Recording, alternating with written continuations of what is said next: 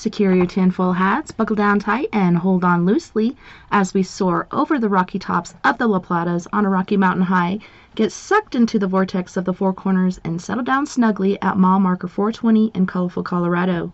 It is Saturday, December 19th, Sunday, December 20th, for those of you across the pond and beyond. Welcome to We Are Paradox Media's Late Night in the Rockies. I'm so glad you guys could join us this evening. I am your host, TessaTNT, and I hope you had an awesome week and a rockin' weekend so far. Thank you so much for joining us tonight on one of our many outlets. You may also find us on Twitter, Spotify, Apple Podcasts, Google Podcasts, iTunes, iHeartRadio, CastBox, Tumblr, YouTube, SoundCloud, TuneIn Radio, Deezer, Podcast Addict, Spreaker, and just recently KPNL, which is a paranormal outlet. So if you like listening to paranormal shows or other shows so far as that, make sure you look them up at kpnl-db.com. So tonight I have a treat for all my guys and gals out there. Tonight we'll be talking with Jim Moses once more. It's kind of like a follow-up to our last show, as well as going on to a more positive note in the end before we do close things down. But the title for this is Real Solutions and Not a Moment Too Soon. And Jim Moses is basically, he investigates different things in his own time, and he really has come across a lot of things that he'd like to share with us tonight. Jim, welcome to the show, and thanks so much for hanging out with us tonight. Hi, Tessa. Hey, kids. I'm back. I know it's been a very short time since I was last on, but there are things, a lot was left. I didn't feel real satisfied with how exactly I was able to communicate so much in the last show. There were a couple of, probably about a half dozen inaccuracies. One thing I want to clarify, Kaiser Wilhelm actually had the Second Reich invade Austria as a result of the death of Archbishop Ferdinand. It was a pretense for that. They did not actually declare war. That would have been a formality. So, at any rate, with that bit of housekeeping out of the way, we need to go deep into the darkness for a while and then come out to what hopefully will be a very bright topic. We need some sunshine, and the reason why I said the most cherished spring ever is because after everything we've been through in 2020, we need some sunshine. We need a break as a species. We just had to put up with a lot of garbage, and it's not fair. So we're going to talk more about what's going on right now because it is of critical importance. There are going to be things happening, I do believe, some of which you may have heard about, some of you out there. First off, we are in a position where the United States was just suffered its worst cyber attack in history, coordinated mass.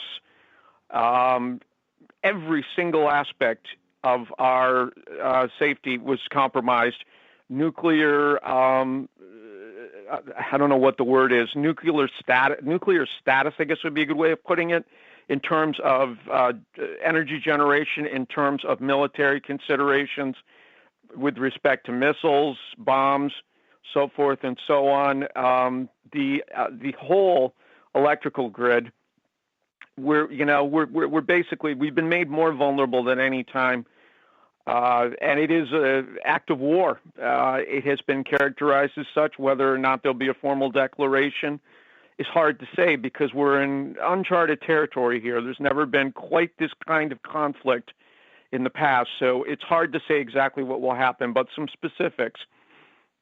There is an application, a feature as part of the Dominion voting software called Solar Wind, ironically enough, as you'll see with respect to topics yet to follow, that can indeed facilitate these kinds of,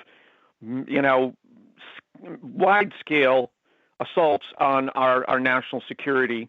And it actually is part of or originated with a program called Sentinel, which was developed by Ghislaine Maxwell's sister. I have a lot of knowledge with respect to the origins of that, but I can't get too much into it for a variety of reasons.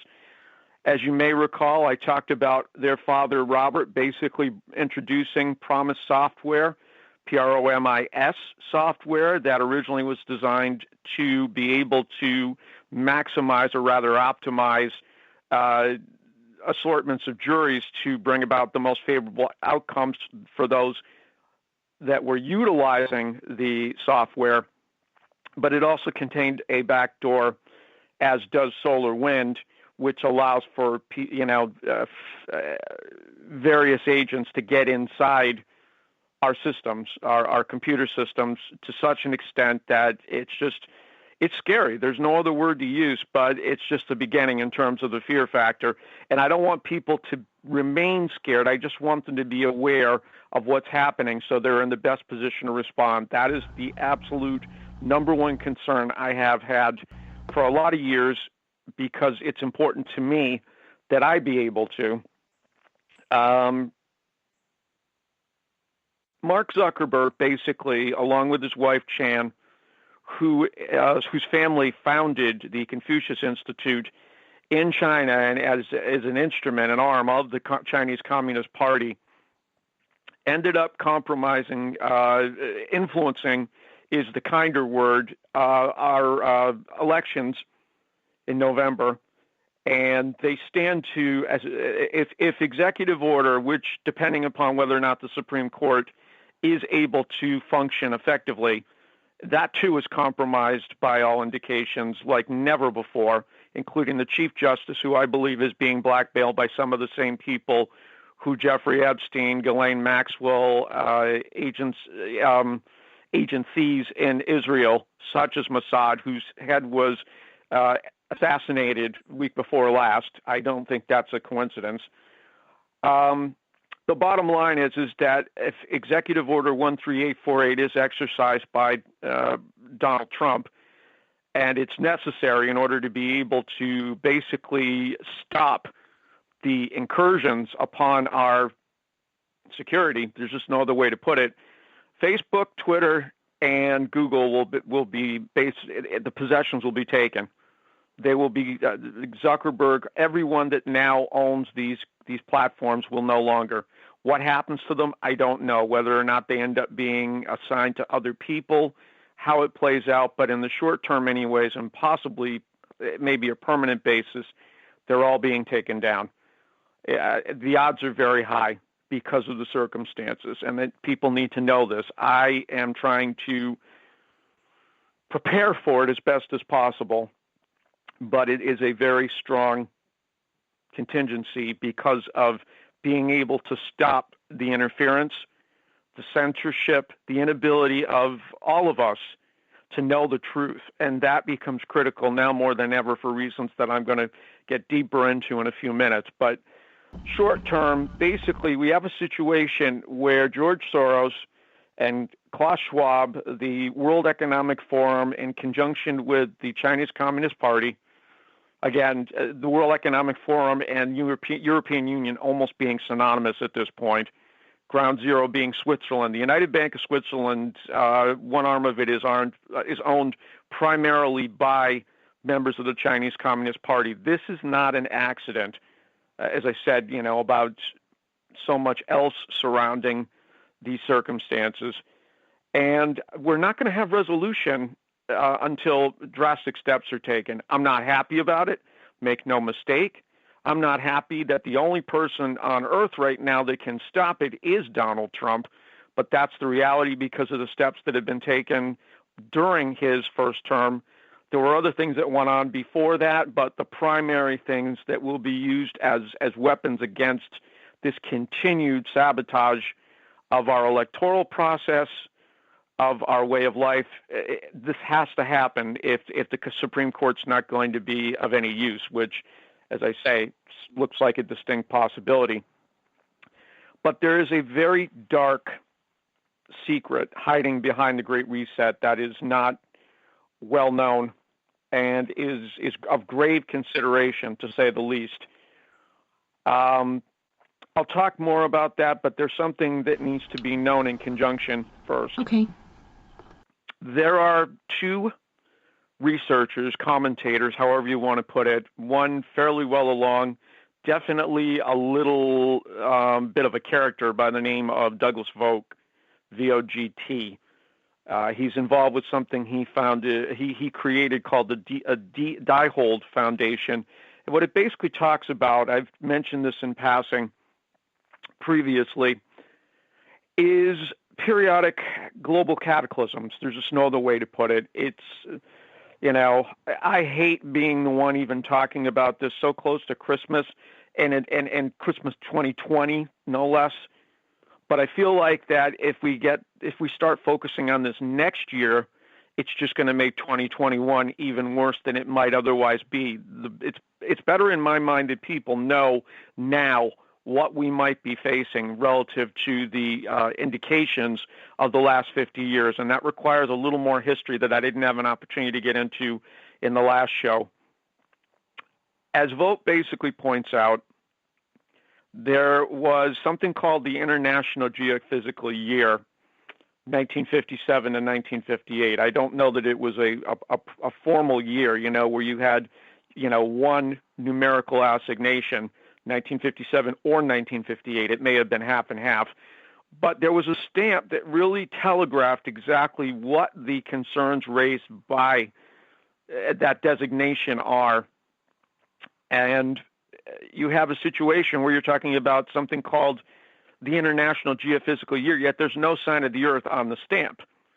You have a very angry-looking sun with large flares emitting from it.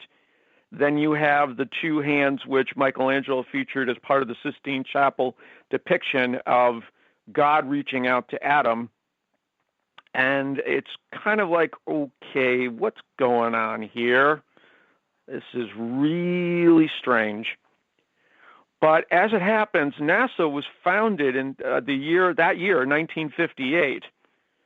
And there are clues which certain people have long been aware of as to the true purpose of establishing NASA. It was to seek out evidence of a solar micronova, which is to say, again, what constitutes a micronova versus a mass coronal ejection? That's a good question. There may be very little difference, but the bottom line is that a significant amount of radiation plasma is emitted from the sun to such an extent that it can end or reduce organic footprints, life on various planets, and have very, very disastrous effects depending upon the strength of these emissions. It's said, and I think I noted this previously, that Venus in 3113 ended up reversing its axis. It reversed its spin as a result of just such an event. Now, whether or not it affected us to any great extent, I don't think that was the instance. There was certainly one, it's believed, which brought about the end of the last ice age. The question becomes whether or not these events end up creating a fast freeze or a very quick thaw, or both, depending upon the circumstances. I think it's one or the other, and there's not enough known, but to be able to say one way or the other which factors will determine it, you're dealing still with a certain amount of theory here, but at the same time, the evidence is very alarming. What's known as magnetic excursions have indeed occurred over the last 50 to 70 years, whereby the magnetic north and south poles kind of take a little bit of a stroll from where their assumed positions are. In fact, Admiral Byrd, whom I also talked about last time and my father had met, again, just to give you some reminder, the purpose of his mission to the South Pole, at least in part, was to determine exactly where the magnetic axis emerged from. And I think that evidence of having some sort of tropical detritus, fossils, sediment, so forth and so on, at both Arctic and Antarctic locations was very alarming to the scientific establishment. Any rate, you had Apollo go to the moon. Apollo, of course, meaning another incongruity by any reasonable measure. Why do you call a series of lunar missions Apollo? Why do you name it after the Greek and Proto-Roman Etruscan god or deity for the sun? It's a very strange thing, and but not by accident, because the sun has long been. It's why it's been worshipped by a lot of different cultures. Why the Nazis basically took the swastika as a symbol of both being able to provide life and death, determining it. These are all pointing to just how much of a role the sun has in terms of being able to determine whether humanity continues or is rendered extinct. Sterility, infertility, because of considerations with respect to the charge values in the solar wind at any given moment within a year, the positions relative to the Earth. There are so many different considerations as to how much the sun affects our lives, why we're able to exist at all. And the more we talk about this, the more it's going to become apparent, because now, as a result of having watched both Vogt's video and Ben Davidson's, which Vogt is referenced, and now all of a sudden HAARP, the reason for HAARP, at least became clear to me. I don't know if anybody else arrived at the same conclusion, but I looked and when I saw one particular illustration, and I will share the screen captures.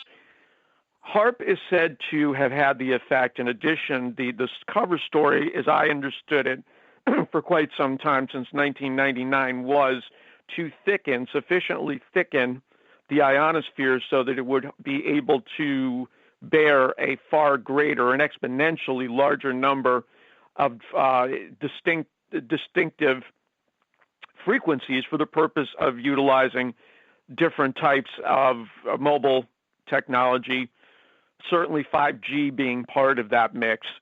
To what end, is hard to say. And as I said, there have been some concerns with respect to how that's impacted both the microcosmic and macrocosmic ecosystem, both, as individual entities, you, I, and also the planets at large.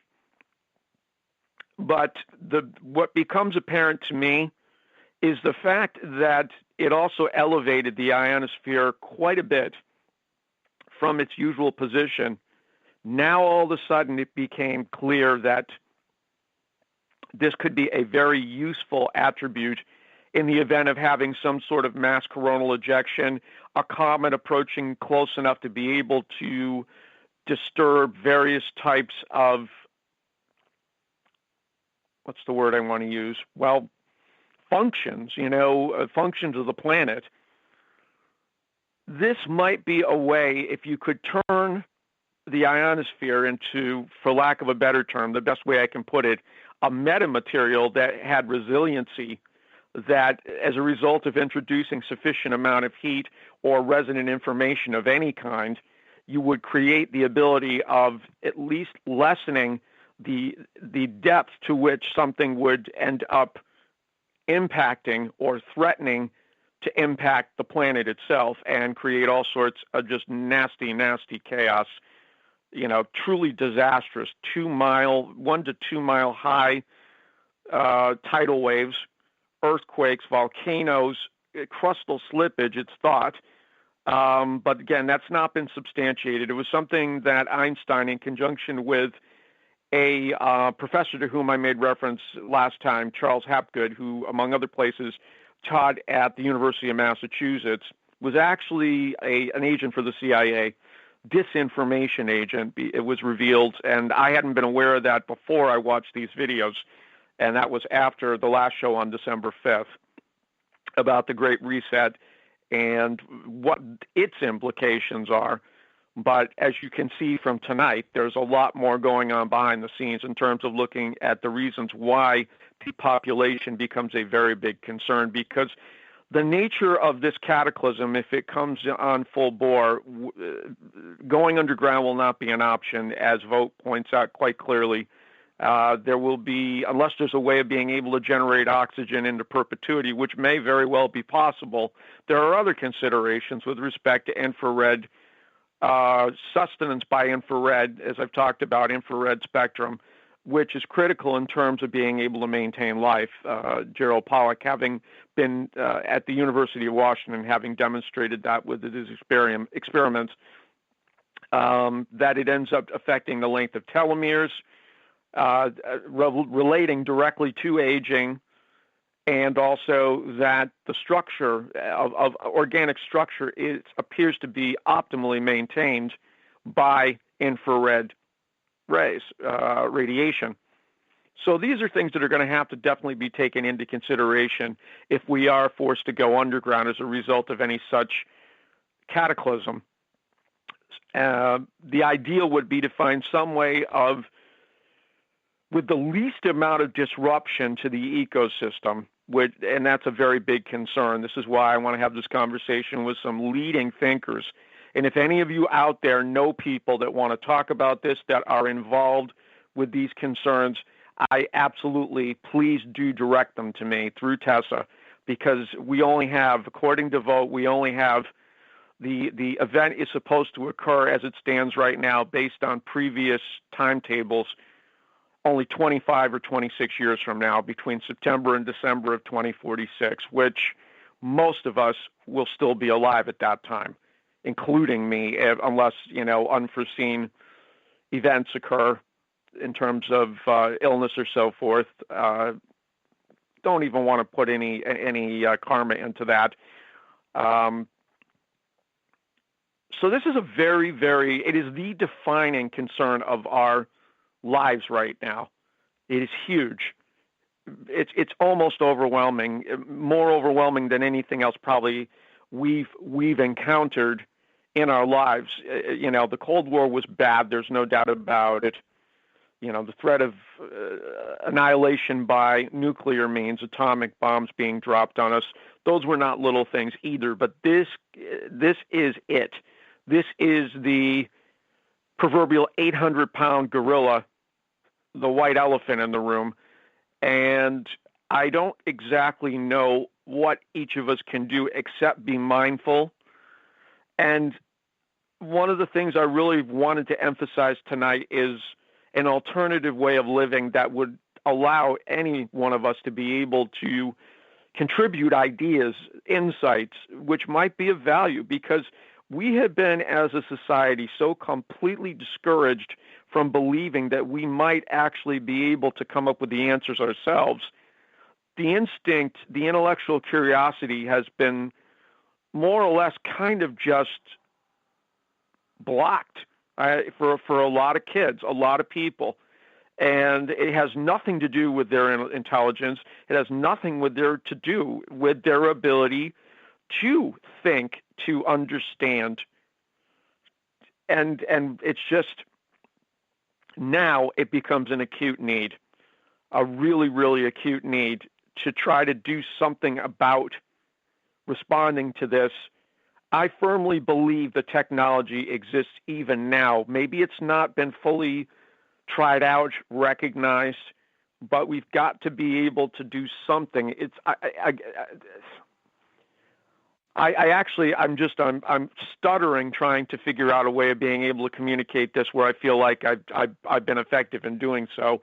Certainly, in an ideal world, our elected officials should have some interest in being able to assist with our feeling like we're doing something to, prevent being annihilated.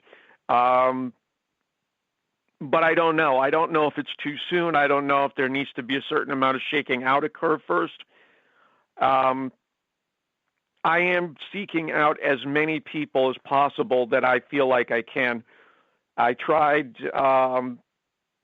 I also should mention something else before I forget. I wonder whether or not, although it seems odd to me, and certainly before I forget, one thing I want to say is there have been a lot of instances, and I don't know whether or not, Tessa, you're aware of this or anyone listening, but there have been instances where notice came relative to the amount of money involved at very expensive berths, berths, on super yachts, very, very powerfully built super yachts that could possibly sustain or resist any sort of potential damage as a result of these cataclysmic forces, whereby you would just have to spend a fortune in order to be able to get aboard one. I know there's also been talk about certain types of really super durable communities whereby same principles would apply, and the elite would be in the best position. You would be charmed if you were able to get into get on or in one of these. But I also wonder whether or not, I doubt it, I'll be very honest, but I'll voice it anyways. I wonder whether or not the aim towards genetic alteration has something to do with being able to improve the chances for our species to survive. I don't see them as being that smart, to be honest with you. It just doesn't skew for me. And I wonder what other people's thoughts are with respect to that. But what I was starting to say before is I did reach out to someone by the name of Alana Freeland, who has written a book called Under an Ionized Sky, to try to find out if there was any analysis, official analysis for what resulted from the HAARP experiments that could give me some sense as to whether or not one of the purposes was to metamaterialize the ionosphere in effect for just such a purpose, because obviously there has been a lot of talk about near-miss asteroids, comets, different types of gravity, what's called gravity waves, but are basically vector forces, probably as a result of things passing through the heliosphere. A very delicate balance exists between the planets, their satellites, the sun, and it doesn't take much to disrupt it, which is a scary thought, I think, for a lot of people. But again, it's not something where you're just going to end up throwing a rock in the water, in the celestial waters, and everything just goes crazy. But it doesn't take much, when you're speaking on those scales. You could have a comet pass at just a specific angle and create eddies that would disrupt key functions.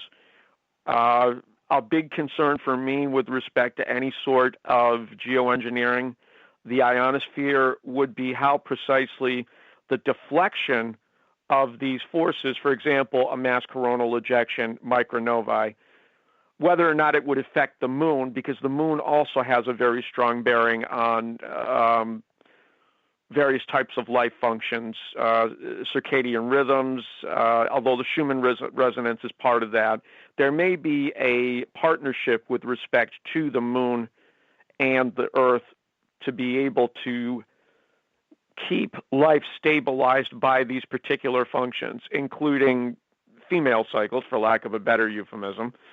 But those are also directed by the sun as well.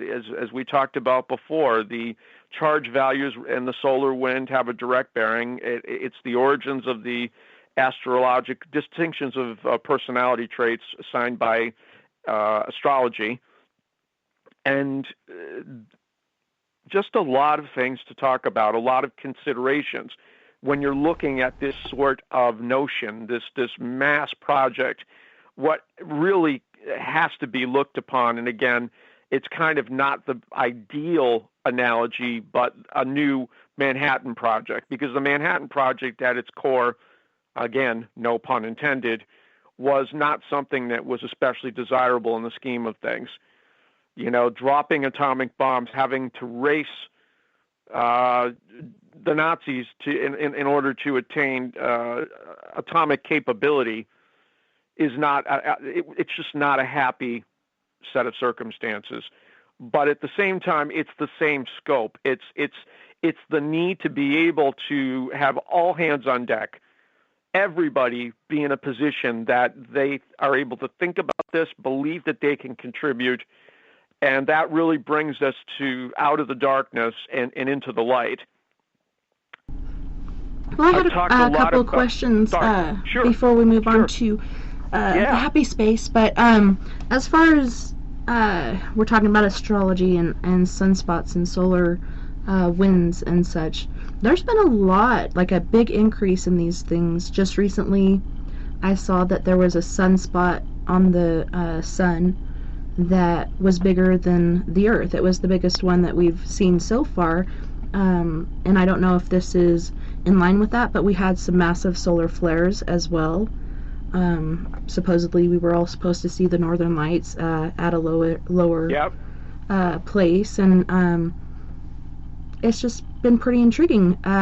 Venus and Saturn, I guess, are supposed to align and basically kind of recreate the Bethlehem star, hoping the skies are clear so we could see this. But it seems like everything, even before this, we had solar alignments that were happening that hadn't happened in so long. It makes you wonder, is all of this related?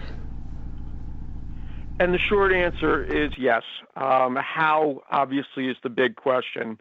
But I can tell you three things. Number one, first off, I neglected to say there had been a notice of real fear of a massive solar flare that would produce 6 days of darkness. I don't know if you saw that anywhere. I know I posted it to my wall on Facebook, whereby there would be real disruption to our lives. And in fact, this event that would create 6 days of darkness may have been the cyber attack.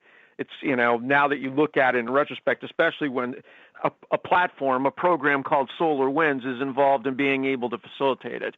That's a little spooky to me, but again, it makes complete sense. These people like symbology, as you're well aware, from our previous show, and just in general, they're very fixated on communicating cryptically through a variety of different types of codes, numerical, symbolic, imagery, so forth and so on. But the answer is yes.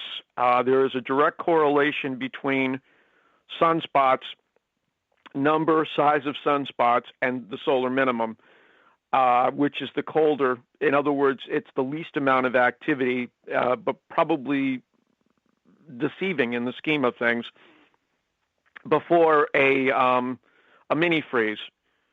You had back in, just to give you a historical perspective, the way that we're talking, and I don't know whether or not it was just to be able to gin up that fear. There was something that occurred in 1859. I'm not sure which year, but it was some point in the 1800s, called the Carrington event. Dennis here said in 1850 the Earth was struck by a super flare which blew the early Morse transformers. If that happens now, society will collapse. It says question before that, but I'm not sure what question would be in there. Right, and I think there's some truth to that, because back then you didn't have nearly the scope of electrification you do now. There's no doubt. But in terms of the severity of the flare, is it relative to the particular conditions today, or just when compared to that of the Carrington event? The way that they were talking relative to this cyber attack was to, suggest that it was going to be worse over 200 years since this level. And there was a mini freeze, as I understand it, during the Revolutionary War. It may have been around the time of Valley Forge. I don't know for sure, but I do know there was something that occurred where it was very cold during a certain stretch, abnormally cold compared to the climate on either side of it. But yes, what happens with the sun is the equator rotates faster than the poles, and that's what produces sunspots, because there ends up being, you get snarling or snagging with the magnetic fields that are produced. The sun's magnetic field, because there are loops that become kind of tied up with each other. The burn-through factor as they come back down is what produces the sunspots, and the more sunspots there are, the less stable the solar magnetosphere is. And it usually is indicative of a situation where you're going to have some sort, depending upon the extent of it. If it's a huge number, that would tend to indicate that some sort of mass coronal release is imminent, ejection is imminent. Whereas a lower number of sunspots indicates a solar minimum, and we have had a very low number of sunspots within this last 11-year cycle. It goes in 11.3-year cycles. In contrast, the International Geophysical Year, the reason why there was so much alarm was there was over 300 at one point during 1957. There was nothing comparable to it. It was just, what is going on here? We're in real trouble. This cannot be good. That was the general perception, I think, on the part of a lot of astronomers, astrophysicists. We got to respond. We got to do something about this. We got to investigate further, which is how NASA came into being, as I said. You're dealing with a situation where a lot of people do not understand, because it's looked upon as not being scientific, even though Isaac Newton did recognize the relationship between astrology and astronomy. Astrology is simply the science of how precisely a given life form, person, I mean, basically it's more or less, looking at humanity, is affected relative to when they were born, and it's relative to the date of conception, not the date of birth. As this fall baby will tell you, I'm definitely attuned to fall more than anything else. Even though I was born in the fall, there was still enough, it was close enough to fall, the latter stages, that it definitely is reflective. It typically would be under normal circumstances, but there's a variety of different factors, different planets, different alignments, different occultations. All these things are said to have a bearing on how precisely what personality traits that can from a particular astrological sign, zodiacal sign, would end up manifesting most strongly. And that gets into a different territory that I don't want to go too far down unless there are people interested talking more about astrology, but there are definitely instances. I feel like that I'm exemplary of certain aspects, but not all, with respect to my sign. A lot of it just comes from understanding, looking, thinking for ourselves, not rejecting things out of hand, which has become a huge problem right now. I alluded to in my posting what might be as I said, my last major post on Facebook, depending upon what happens tomorrow. We're dealing with hyper partisan expectations, whereby that you can't even remotely question a lot of what is being disseminated by either side. And it's not a healthy situation, because it discourages inquiry. It discourages that desire to understand for oneself, as opposed to taking at face value what you're being told by either side, when the truth is almost always going to be somewhere in the middle. Not always, but most of the time, I think it can be said with a fair amount of confidence. And our system, our economic system, is a pretext for why there is this perception, or basically what's being communicated as a need for a quote-unquote great reset, fourth industrial revolution. The problem is it allows them to just pretty much run rampant over our lives in the process, not just about changing the monetary supply, the way that we the transactions we're doing, the nature of our transactions, regardless of whether they're based on currency or simply, verbal agreement. In effect, I mean, when you're talking about cryptocurrency, it doesn't really exist. It's the most fully realized form of a credit system, which is not a good thing. I mean, it could be, but again, it requires a change on a lot of different levels with respect to not just economics, but also social considerations, without being in a position where it curtails dissent, different perspectives, where there's the opportunity, as I've referred to it, as a free marketplace of ideas. Value is the problem is that we don't recognize what the most important thing is, and that's life. Now, we may disagree as to what exactly that means with respect to social policies, but if there's an opportunity for us to be able to improve the quality of our own lives, those around us, with innovations, with ideas, not necessarily saying that there wouldn't be some sort of meaningful compensation, material compensation certainly, but again, in as much as it relates to basic needs. We're not valued as individuals, and there's absolutely no reason outside of perpetuating an economic system that relies upon our constant requirement for adding to value, validation through a variety of things I've talked about before, having to get a damn degree in order to be able to even participate meaningfully in this societal construct, having to work exceedingly hard just to enjoy some of the most rudimentary aspects to being alive.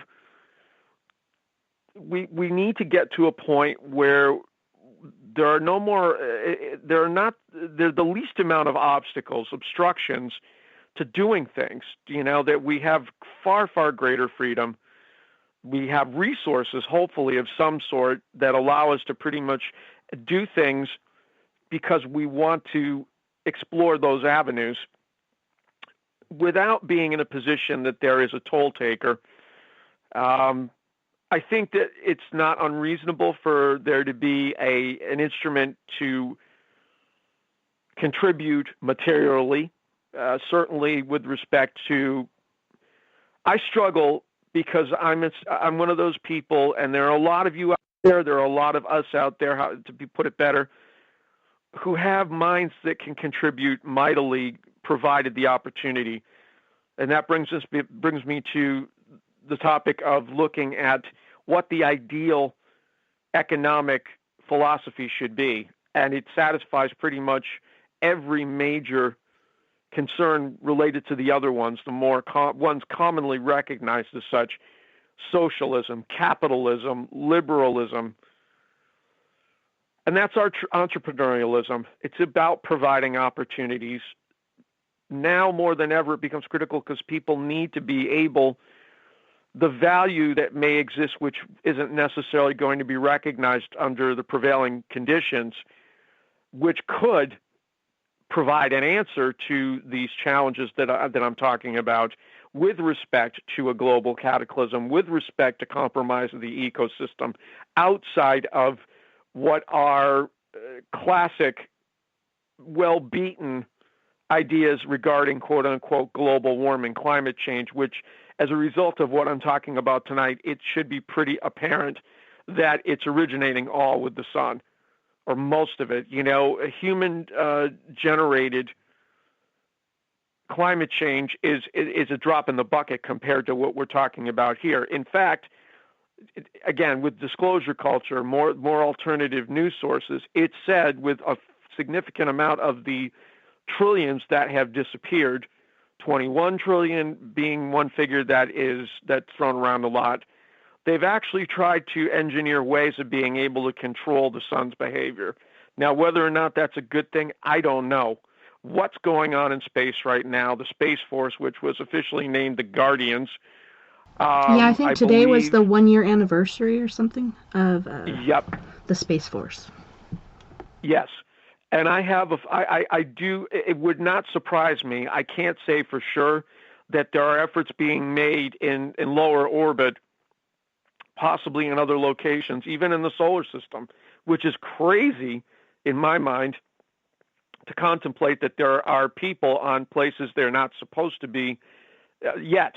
Mars, Titan, different places which have been identified as possibly supporting organic life.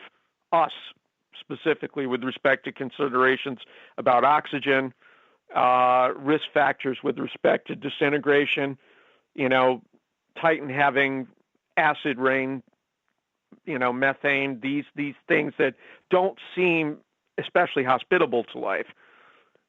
but I don't rule out the possibility there's a lot more going on which we haven't been told, again, for national security reasons before now. I don't know whether or not at some point very soon it becomes pragmatic to let us know, the proletariat, the commoners, the useless eaters, as Kissinger put it. Not all of us, again, that's not something I necessarily would ever say myself to describe a portion of the population, but that it would be good for us to be aware of what's going on, because it will allow for far more immediate response as necessary. To me, the solution, the salvation, lies in basically just having faith in humanity, and I try hard. I mean, there are a lot of instances where it's tried, patience is tried, because it seems like there's a certain hopelessness and despair that emerges when you hear people talking in such a way that doesn't seem to reflect any real understanding of or desire to understand what is actually going on to affect them in such a way. But I think that faith in humanity, the belief that each of us has the potential to be able to contribute meaningfully and not create all these obstacles for the purpose of lining increasingly limited pockets. This is not about knowledge or understanding or learning. This is about basically maintaining a hierarchy, a very unhealthy one as of now, and I don't think it can be sustained. I had to laugh because Jim in the chat was saying it would be good for humanity if Kissinger and his species started breathing cyanide. I just thought that was funny. I'm sorry.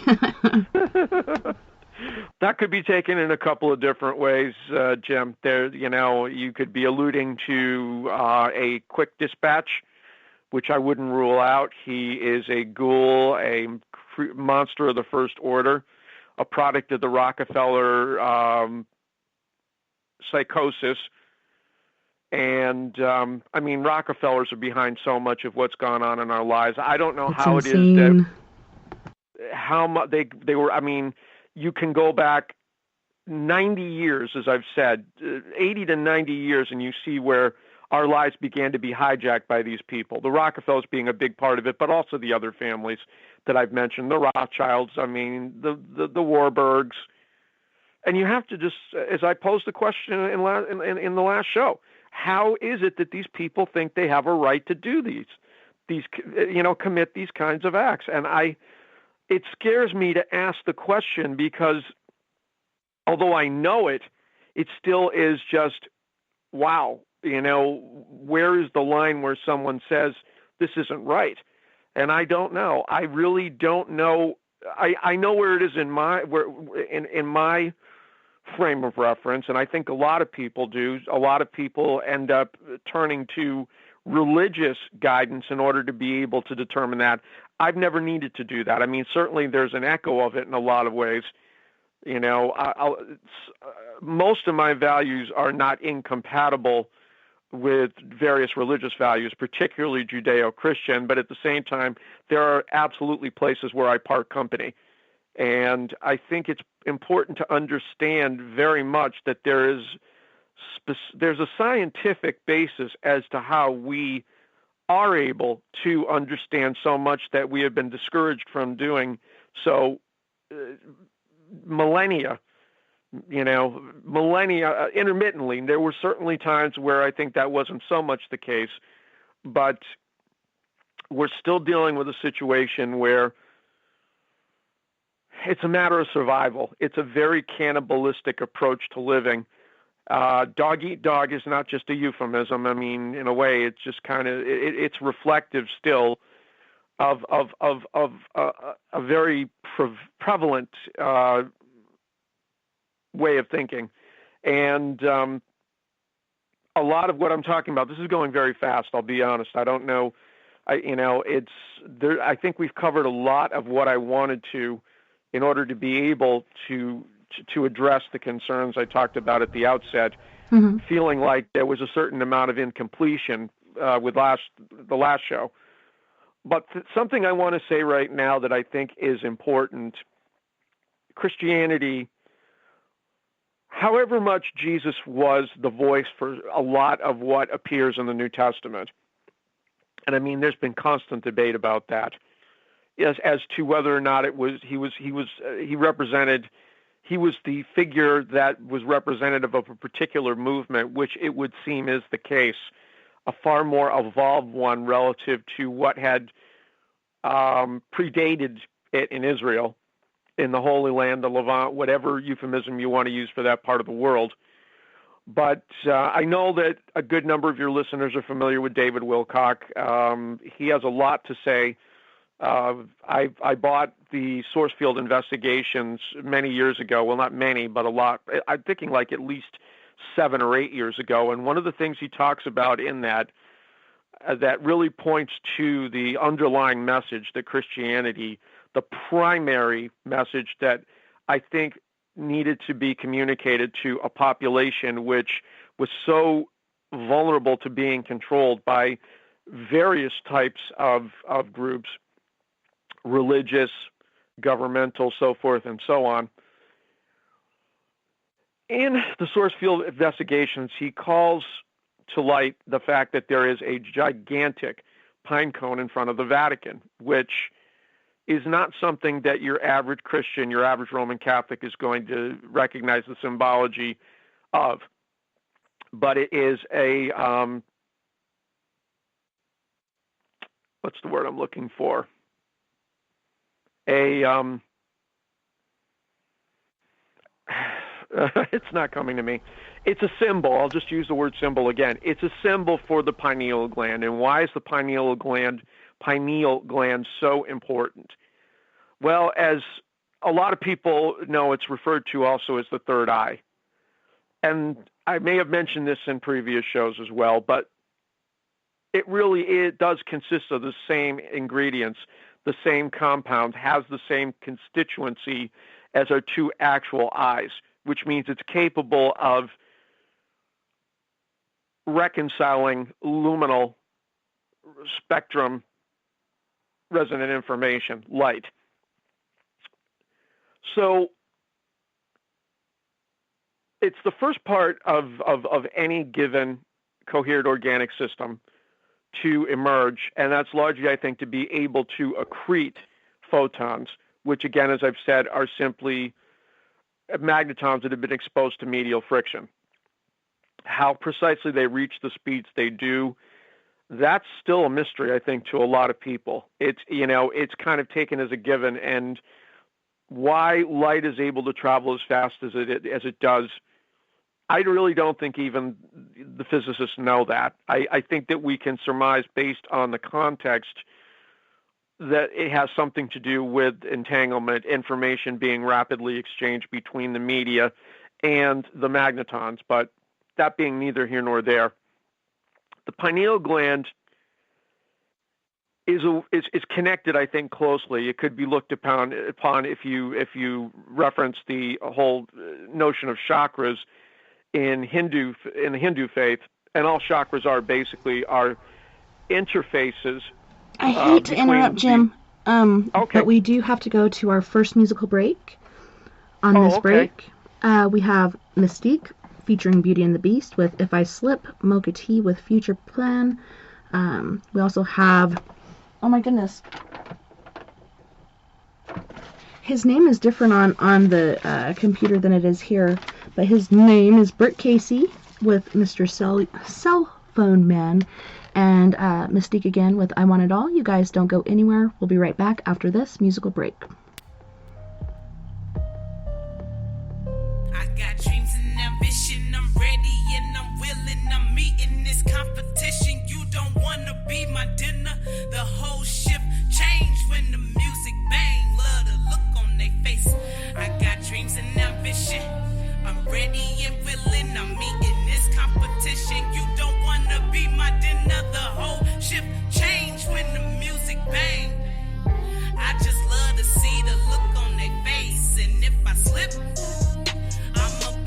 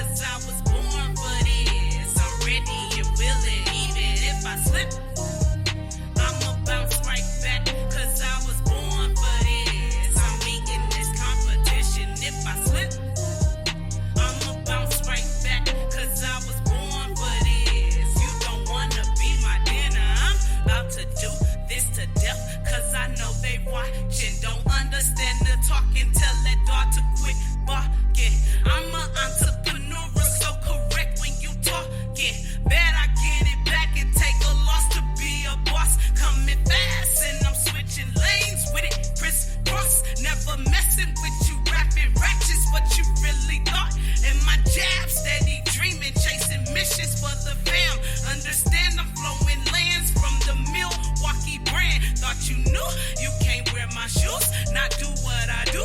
It's a mob, I don't pick and choose, just stick it to the rules. Keep my beast above and beneath, they know I'm beauty. What you need, I got what you need. When it come to it, who been grinding all winter, so the summer extra lit. I've been in and out the booth trying to weigh up my greatness. It ain't no time to play with it, and if I slip, I'ma bounce right back, cause I was born for this. I got dreams and ambition, man. If I slip, I'ma bounce right back, cause I was born for this. I'm ready and willing, even if I slip, I'ma bounce right back, cause I was born for this. I'm eating this competition. If I slip, I'ma bounce right back, cause I was born for this. You don't wanna be my dinner. With great precision, I'm on a mission. Lots of ambition, my transition. The time was ticking, willing and wishing. Just listen, I punch harder than Sonny Liston. They fishing, looking for teeth. It look like Lipton. They tripping. I am the king, whose competition? Collisions, conclusion is I'm in a position, lifted, transcending beyond their comprehension.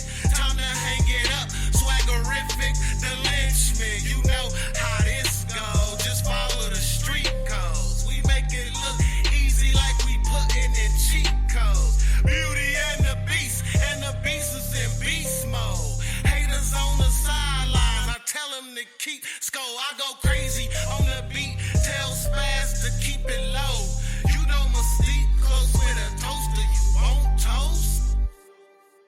And if I slip, I'ma bounce right back, cause I was born for this. I got dreams and ambition, man. If I slip, I'ma bounce right back, cause I was born for this. I'm ready and willing, even if I slip, I'ma bounce right back, cause I was born for this. I'm meeting this competition. If I slip, I'ma bounce right back, cause I was born for this. You don't wanna be my dinner, huh?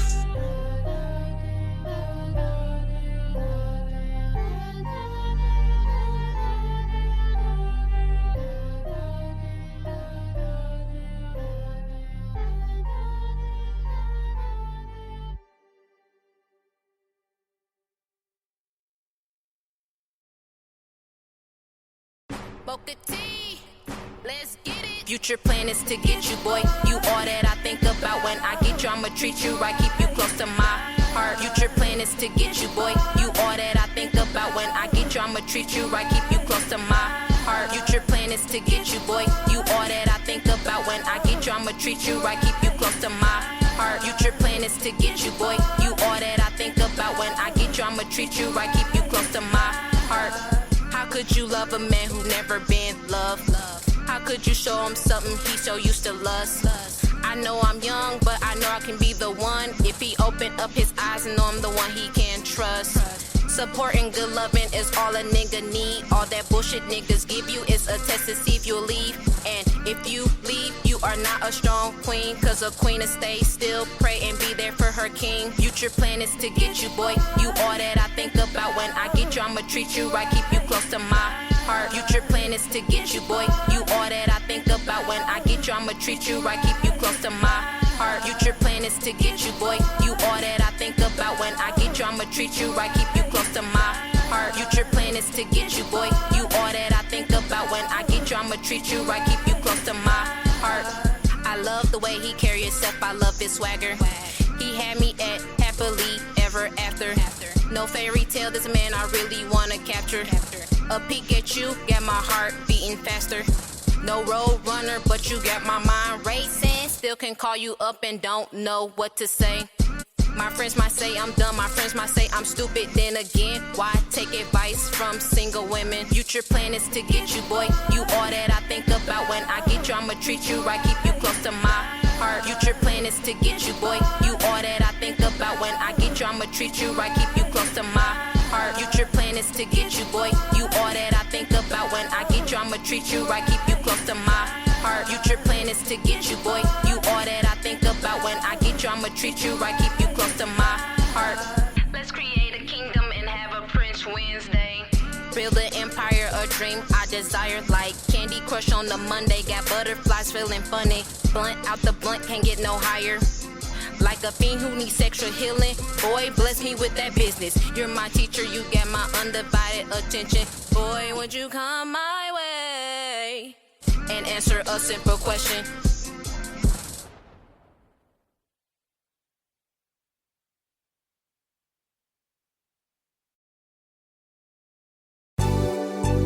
Hello? I'm trying to call my baby, but it's poor reception, cause she ain't picking up. Hello? Hello? Listen, Mr. Operator, I've been up all day and I'm trying to dial my baby's number. See, it only rings straight to the machine. 617. Now I know something must be wrong with this cell phone, cause my baby knows she wouldn't hang up on me. So tell me what's going on. I see most of the time phone only ring twice. How you doing, boo? Cool, how's your date? Nice. Now she ain't picking up, plus a text her. Put it to your plane, she's the one to get next to. It's not just the way, it's all day with affection. I'm hoping this detection is poor reception. Straight to the machine, mean it's like clicking my call, get connected quick. I'm saying, hey, Mr. Cellular Phone Man, I see there's something wrong with my line. I try to dial my baby's number, but get click every time. Mr. Cellular Phone Man, I see there's something wrong with my line. I try to dial my baby's number, but get click every time. Why she ain't picking up, yo? I see the phone rings quite a few times before any answer. And I know she's home, well at least till 3. And I know she's home. Now I don't mean to be any bother operator, but could you just check and connect this call for me? Cause I know she's home. Now see, the first time I call, I'm like, maybe she working. And the second time I call, I'm like, little bit hurting. But the third time I call, I'm like, going berserk. And now half a day gone, can't get her on the horn. Usually in the morning, maybe it's something wrong. I mean, she wouldn't take this long to call back. See, we tight like that, she's supposed to be mine. So could you please try it one more time? Hey, Mr. Cellular Phone Man, I see there's something wrong with my line. I try to dial my baby's number, but get click every time. Mr. Cellular Phone Man, I see there's something wrong with my line. I try to dial my baby's number, but get click every time. Why she ain't picking up, yo? For some reason, it's like she ain't home. Just wanna get my baby on the phone. Now I know that she's there all alone. So can you please hook up my cellular phone? Hey, Mr. Cellular Phone Man, I see there's something wrong with my line. I try to dial my baby's number, but get click every time. Mr. Cellular Phone Man, I see something wrong with my line. I try to dial my baby's number, but get click every time. Mr. Cellular Phone Man, I see there's something wrong with my line. I try to dial my baby's number, but get click every time. Mr. Cellular Phone Man, I see something wrong with my line. I try to dial my baby's number, but get click every time. Why she ain't picking up, yo?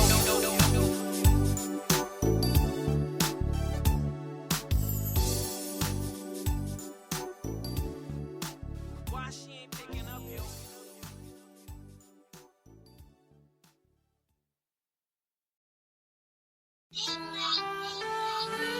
Yeah, okay. I want it all. Even if you stepping out of bounds, keep ballin'. I want it all. Diamonds and cars, building big yachts, close up the stars, buying the bars. On it is ours. I want it all, big or small. No more of a downfall. I want it all. I want it all. I want it all. I could sign your baseball. Money making it rain fall on a big mall. Owning the whole block, driving to the mailbox. Cruising in my yacht, I gotta get up out this box. I want it all. always knew that I would be rich. Don't doubt for a minute. Speaking to resistance, hoping and feeling to give away $1 million. Just be chilling in the tallest building. Say hello to the mission and vision with me. Hello. Watch cars about 150 Rolex diamond luxury sitting next to Movado model cockpit before the arrival. Lamborghini with bass high, I could hear it all. Sit back, sun roof up is the stars. High performance cars, super saloon, exclusive rims spinning hard. Always wanted to build a park. Obstacles to enter, a lot more for the kids. Recreation centers, I want it all. Red bricks, cream coated, painted marble fountain as I pass. Walking the stone path, heated pool, home theater for all of my family. Wanna do it for my city. Can't wait to see the chandeliers hanging from the ceiling. I want it all. Diamonds and cars, building big yachts, close up the stars. Buying the bars, own it is ours. I want it all, big or small. No more of a downfall. I want it all. I want it all. I want it all. I could sign your baseball. Money making it rainfall on a big mall. Owning the whole block, driving to the mailbox. Cruising in my yacht, I gotta get up out this box. I want it all. I'm inside of a dungeon, life involves repercussions. Could vista consequences leave me boxed up, feeling suction. How could this bad mistake have me thinking ways to escape? Catching the case, wanting it all has been replaced. Look at a cellmate face, I know they can't relate. Trust in the soul, heck no, it's to stay safe. Up in the place where my food is cold on my plate. It ain't no breaks, it's a time to concentrate. Watching my back, got stabbed by too many snakes. Who times dragged against the bars is a rude away. Mind race, body cold, hard to embrace. The situation made me think, why did I miss the hate? And common sense of being solved in so many ways. During the problem thoughts, I forgot I want it all. Forgot I had a dream to rule it, forgot to remember that all my fans had a part that I can have it all. I want it all, staring at the walls, walking down the halls, wait for my collect call, supposed to be at a concert hall. Instead, I want it all behind bars, can't reach for a star. It's a fear, I want it all. I want it all. I want it all. I want it all. I want it all. Diamonds and cars, building big yards, close up the stars, buying the bars, own it is ours. I want it all, big or small, no more of a downfall. I want it all. Diamonds and cars, building big yards, close up the stars, buying the bars, own it is ours. I want it all, big or small, no more of a downfall. I want it all. I want it all, I want it all. I could sign your baseball. Money making it rainfall on a big mall. Owning the whole block, driving to the mailbox. Cruising in my yacht, I gotta get up out this bodice. I want it all. Mystique, mystique, mystique, mystique. Technology tends to have high radiation and Welcome back, and thanks so much for joining us tonight on We Are Paradox Media's Late Night in the Rockies. Tonight we are joined by Mr. Jim Moses, and we've talked about several different things we didn't get to discuss on the 5th, kind of following up with that. And he had talked a little bit about, doing our own little part, and, if we all did that, we could make big things happen. Jim Morris in the chat was saying, to go along with that, for evil to prevail needs only good people to do nothing. So as long as we're doing something, we should be all right. But we left off on discussing the pineal gland. Yes, and absolutely, Jim, you're correct with respect to that. Evil, just to reiterate, because I think it's important to understand, and I also will throw one other note in. I've touched upon this in the past. Evil is the animalistic, the deference out of necessity, because survival becomes the primary concern. Deference to more animalistic impulses in a society that is no longer capable of allowing for higher function, more highly evolved interactions. Transactions would be a good word, in terms of, okay, you've got a hunter. In order to be able to survive, they need to eat. They're hunting, as opposed to being in a position where someone can go in and get cereal, for example. It's an odd comparison, but the bottom line is evil is simply the deference or the deterioration from to animalistic impulses, humanity, more humane impulses deteriorating or deferring to animalistic impulses. That's what evil really is. Reason why I said I wanted to add something in. We talked about this before, Tessa and I, with relative to religious considerations, and it does kind of relate to what I'm talking about with the pineal gland. What I'm going the scripture that I'm going to cite momentarily. And again, I can't emphasize this enough. I am not a religious person, but the devil only exists. This thing, this idea, this force only exists because there's been so much resonant information constantly input into a construct of many, 2,000 years, we'll say. So it's going to take a while before it goes away. It exists separate from the notion that it once was. This is how creation works. Resonant information is what allows for any system to be maintained. And when people begin to understand, because it's too horrible to imagine that humanity can act without such influences as a result of having more of an animalistic perspective, being in survival mode, that's when this deity, this artificial deity will go away. When humanity begins to understand that. It's true of so much. And again, I want to avoid the New Age trope with respect to manifestation, that it's kind of like instant karma, to use, to reference the title of John Lennon's song. It's not. This does not happen overnight. It takes a good long while, because it has been so many years that notion was maintained, that belief in the existence of an actual deity that was representative of evil. That's how I would describe it. When we begin to believe that, number one, we don't have to be a hostage to animalistic impulses relative to the ability to provide those resources where we're not going to be put into survival mode. And two, that we can eliminate that does not need to exist this thing in order to safeguard or guarantee people acting in a humane way. That's the key. That's really the key. That's the second coming, when we start to understand our own power. But we don't end up overestimating it either. That's the other key here, which sounds counterintuitive to what I'm talking about, but it's not. Because one person cannot necessarily change the world. It happens, but it's rare, especially in an instance where you have such an extent of entanglement produced by 8 billion people and any number of different species, factors relative to geophysics. It becomes a very, very difficult thing to make an affirmation and have it come to pass immediately afterwards. But we also cannot lose sight of that possibility either. It's really just a matter of keeping things in perspective. Getting back to the pineal gland, if I might, and I apologize for the excursion, to use the term I had earlier, away from it a bit. The passage in question is Matthew 6:22, and it is actually attributed to Jesus having said it.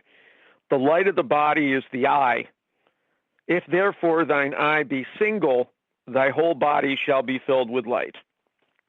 And again, light being information, the ability to recognize. These are all subjective terms: light, heat, see, hear, relative to the particular instruments that have evolved in this environment. Looking at the true meaning of light, the whole notion of this word enlightened, it means to understand. It means to recognize. It means to instinctively know something, which is what all of us have the potential to do.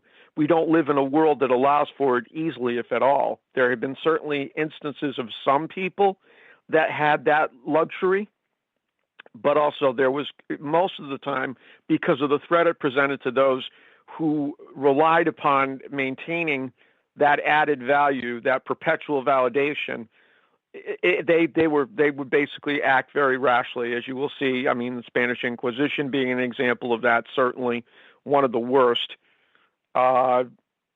Again, a bad period, a very bad time in human history. There have been a lot of them, but that certainly is one.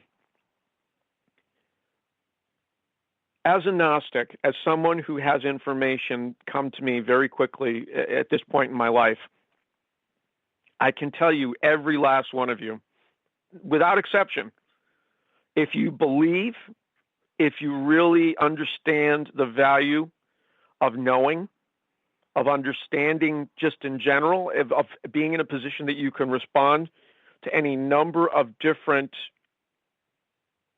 situations, conditions, we know far more than we are ever encouraged to recognize by our hierarchical society. I just, to try to communicate how much I've learned just by virtue of knowing that I was capable of learning on my own, it's immense. And it doesn't necessarily lend itself to easy communication either, because there is a certain instinctive aspect that words don't, that there aren't words for yet. There may be words at some point, and certainly I've done my best to be able to contribute to the language, even if not officially recognized by Merriam-Webster or other more austere, esteemed agents. But I do, I have no problem creating words. I do it a lot. You'll see them in my postings. People will sometimes, they won't necessarily recognize it if I use them in conversation. But I really, the secret, the second coming, the liberation, the rapture, all of it ties in to understanding that each of us has far more ability to affect the quality of other people's lives as much as our own. We may actually be doing it. And I'm not going to sit here and tell you that I'm happy with mine necessarily. A lot of it comes down to understanding how important it is that people are happy, that they're not hungry all the time, that they're not in a position. This, again, is a product of our economic model, our predatory economic model, which relies upon need, not want, the theft of ability to choose. And basically an attribute of fascist totalitarianism, because it means that you don't have the luxury of being able to make decisions about your life. They have the ultimate control, and it gives them a perverse satisfaction because of it. They are creatures of habit. A lot of these people that have been involved with disrupting our lives to an unprecedented extent. And the way to be able to beat them, to fight them and beat them, defeat them, is to more or less not accept their view of what our value is. Not easy to do, I get it, because there are very distinct concerns that exist, material concerns, which have to be addressed. And I still do support some sort of sustained, extended universal basic income so that people have the resources to make decisions about their lives, to help others through times which may be difficult for them, to be those entrepreneurs, and also be more self-sufficient at the end of the day, even if they're being at least initially derived kind of a perpetual system that allows for us to be able to derive what we need independent of the original source that's providing it.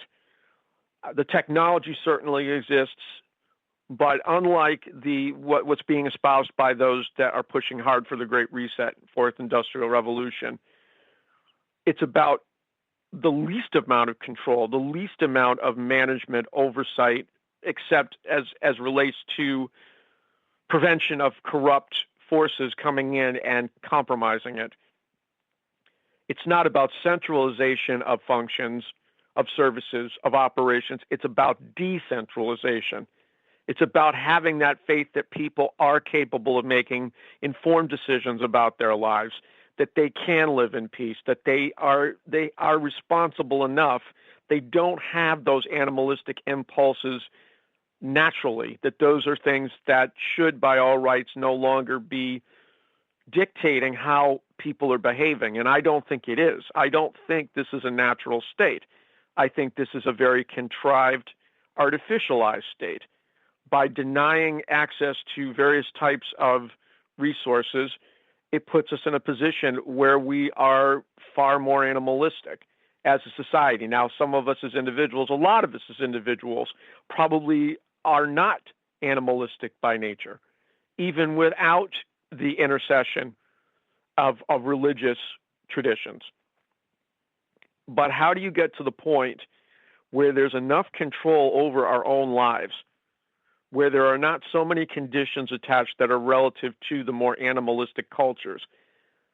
That's a challenge, because it requires really separating the sense of self, how we identify, from those aspects which have so much done so in the past. Not to say that in the present day, I very much, one of the things that I have come to appreciate a great deal as a result of kind of becoming more desensitized to it in some ways, but also more conscious of it, is the United States Constitution. It is not a weapon, and unfortunately it's been weaponized by those who really want to eliminate the ability of people to have control of their own lives. For the reasons we've talked about, the people that the people that are manipulating them, the ones that have been behind so much of the intellectual corruption for so many decades, they are constantly manipulating those people that are trying to eviscerate the Constitution. Am I happy about being in a position where people have to be concerned with carrying weapons? No, absolutely not. In a civilized society, we should not be in a position where we have to worry about defending ourselves. But at this moment in time, those are the conditions. I don't think this is a perpetual state of affairs. I do think that humanity can evolve. I do think that provided resources, provided a sense of the great value we each have, an ability to contribute to improving the quality of our lives, everybody's life, ultimately, this should not be up for debate. But unfortunately, it goes back to the lack of faith in humanity. And I'm not saying that blind faith is I'm not espousing blind faith here. I know the reality. I see what's going on as much as anyone. My ability to understand what's motivating these people out in the streets is not impaired, but we've got to start down the road of creating a different path, as much as that may sound kind of like a mixed metaphor. The road evolves as we go down it and begin to understand more about ourselves, begin to kind of stop and smell the roses, have the luxury of contemplating rather than getting onto the hamster wheel, 5 to even some instances 7 days a week. Again, not a healthy set of circumstances. We should be working in a way that ends up enhancing our lives, not detracting from them. Yeah, in Europe, they do it much differently than us. They don't work as much, and they get more time off. That way they can recoup their rest instead of just continually digging themselves into the ground and overworking. Absolutely. Unfortunately, the problem you have in the United States is that is looked at as a very un-American way of thinking. And the sadists involved, I shouldn't say sadists, masochists, that feel that they have to make these sacrifices because they won't deserve them otherwise. And I'm not saying that people should be lavish necessarily, although if that does become an option, not necessarily a bad thing if there's a greater understanding as to what motivates people's decisions as to what to do with those riches, with those resources. But I think that we've got to change the relationship we have to the means. I think I said this in the past as well, the means of supporting ourselves, of financing our lives. That really is, again, that's a very subjective term. Underwriting our lives, I think, is a better, I like that. That to me really articulates, because it's multiple meanings. Underwriting can refer to both material considerations, but also spiritual considerations, because we're writing the stories of our lives. In a lot of ways, as we go through them, we're writing them. So underwriting is a word that lends itself well to what I'm trying to communicate. Mm-hmm. You said you had some questions, though, and if anybody else does, now probably would be a good time, I think. Okay. Well, JoJo was the last one in there that said, don't you address it, in talking about the different things we were discussing just recently, don't you address it by opening more third eyes so more people can send out love vibes this weekend's evil and makes it vulnerable? Two things, JoJo. Absolutely, no question. But again, what that looks like is about people really being given back their power, or recognizing that they can take their power at any given time, that it never was gone, that no one had actually stolen it from them, except in as much as the ability to utilize it societally. Again, referring back to our economic model, it does not allow for enlightenment in many instances. It is very much about keeping people dumb. The dumbing down process by American institutions, but not just American, of the last 50 years is considerable. And in retrospect, looking at my experience of the educational system outside of higher ed, the university system, because I flat out decided I wanted nothing to do with it.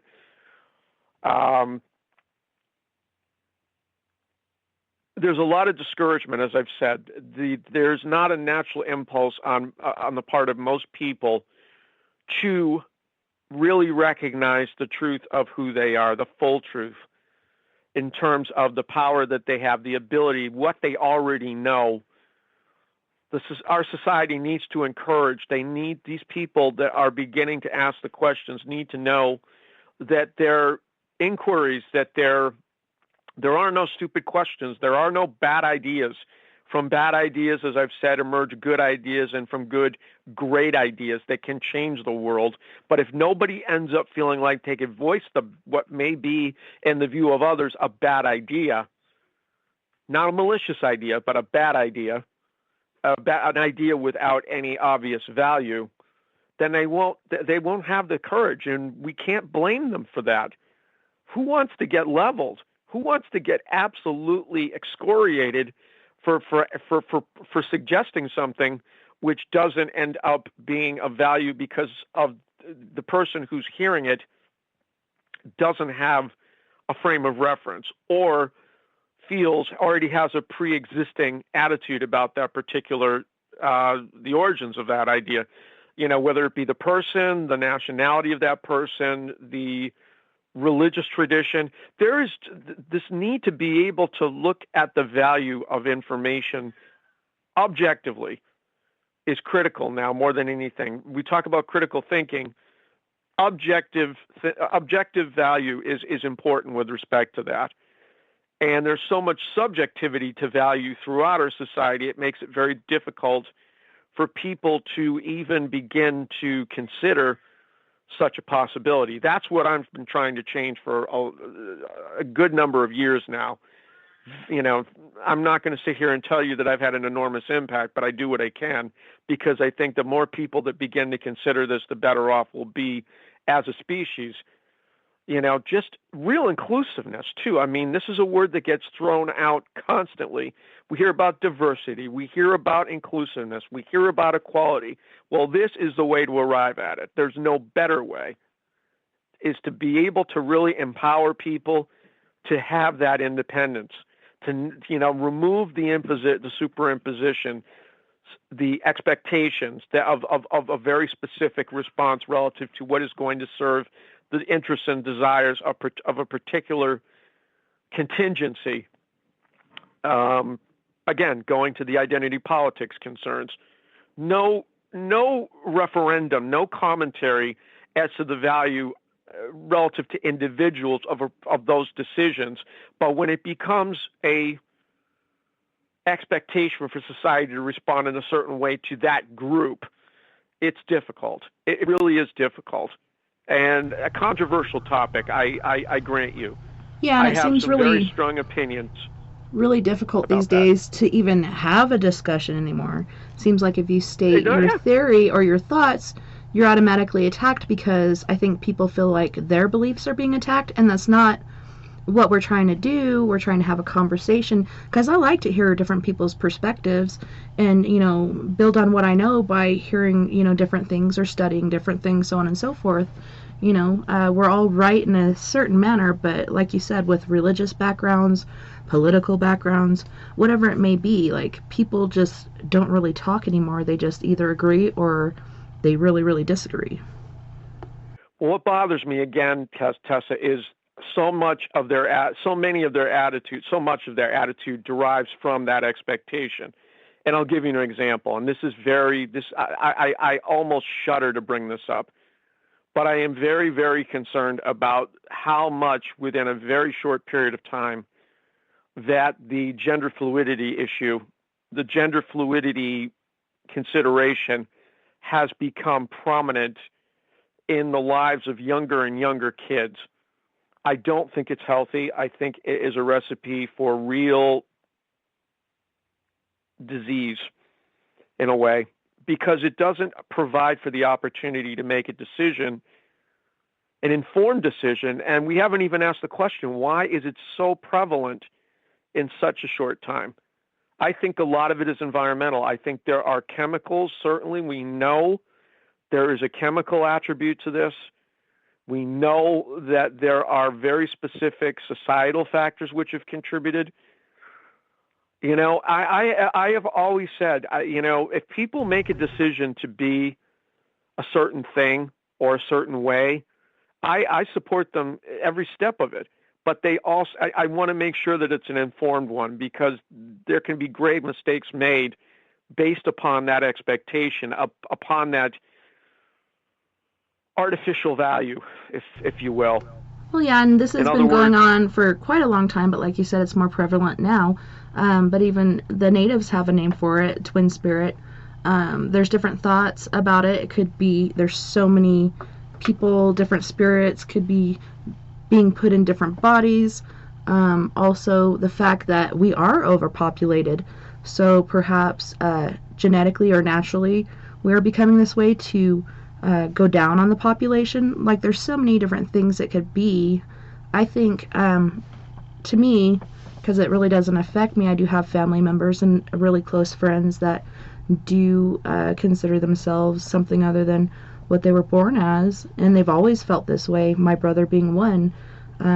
As long as there's love involved, that's all I care about. And a lot of people think of it as perverse. Well, love to me is not perverse, but we all have our different ideals and perspectives of what's going on. I think also that it has something to do with the nature of relationships. Certainly parents are the primary one, and if there are problems with the relationship, I know that certainly that can contribute.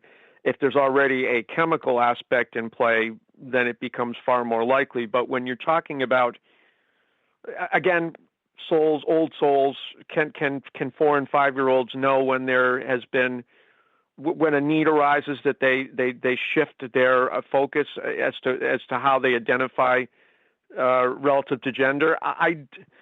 I think that's a stretch. I admit it. I think that's a stretch. And if that makes me sound conservative, so be it. But I don't think it's progressive either to be in a position whereby a decision can be made where there's not the sense of really informed relative to experience more than, how do I put this?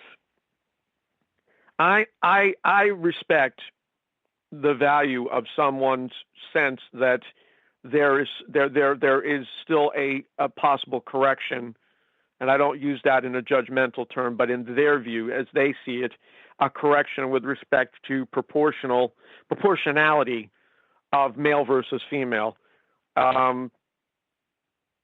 I know how I look upon it myself as a man in 21st century America and in the world. And I've never, I think that there are a lot of us that it was very clear as to what we were, and it didn't really deviate much. I certainly can recognize the more feminine traits in me, but it doesn't go to the level of being, okay, well, that means I'm this or that. I choose to manifest, I guess, and this is really kind of brings it full circle. I choose to manifest with this gender, in a very specific way. It doesn't have to resemble what other people choose as being representative of that particular gender in their life. I think, how do I put this? I'm looking to link this up even tighter. The more that people know, kids especially, and this may require a certain amount of happy medium occurring with respect to the two political extremes, the more the kids know that they're unconditionally loved, that they're valued, that there is not going to be a specific response to curiosity about aspects, because now it's become far more ubiquitous, I think. I've alluded to that without necessarily saying so. They're experiencing it a lot, in elementary school, which for me, I think junior high is when you really start to ask these questions more so. When you're artificially injecting it into elementary school curricula, I'm not real happy about that. I don't think it's a good idea. If there are kids that begin to ask these questions, articulated independently, then that's something to look at. And I mean, it could be relative to reincarnation considerations, that past lives are informing these feelings. I don't know how we got quite onto this topic, but it's certainly something that I've wanted to talk about for a while. Not necessarily publicly, but... And we did have a couple more questions. Skywatcher was asking, Jim, when you continue, would you give your view on sound frequencies affecting the pineal gland, as in opening the third eye type musical factors or meditations? Did you say Sky Chaser or Skywatcher? Skywatcher. That makes a lot more sense. Skywatcher, absolutely, no question. Again, sound, light, heat, time, gravity, all are resonant informational expressions of magnetism. And different parts of the mixed media that we are, different densities, different distributions of effects that have been established, like a record. Just, keep with your metaphor. If you look at a vinyl record, look at any recording, there is an imprint made. Well, the particular resonant information will produce an imprint. And if that imprint needs to be altered, or there is a desire to alter it, or is incidentally altered as a result of exposure to something that affects someone in a very profound way. And I mean, music affects me profoundly, a lot of it, not all of it. Specific music that I can point to really, really just absolutely affects me. Hard to put into words at times. Then absolutely, there's no question about it. And again, the pineal gland, I think, functions primarily as a way of reconciling.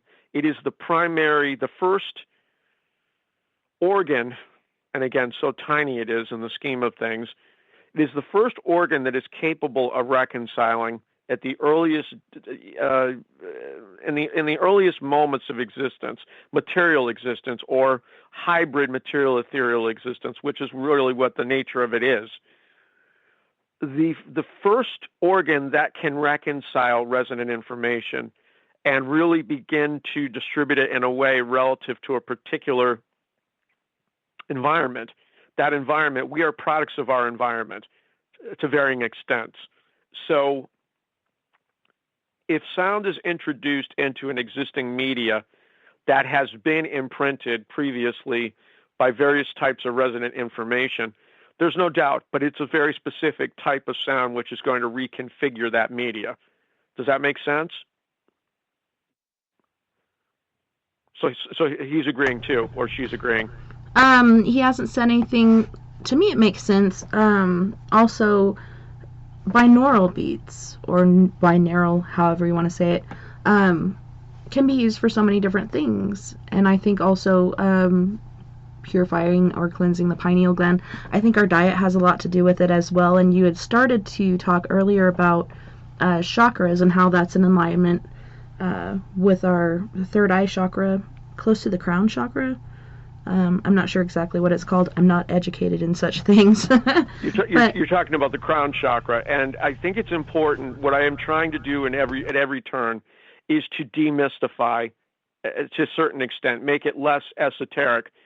The chakras are simply, with respect to scientific considerations, those places where there's an interface between the energetic, informational, more ethereal expressions of information, resonant information, as opposed to the denser parts, the physical body. And the chakras have varying densities.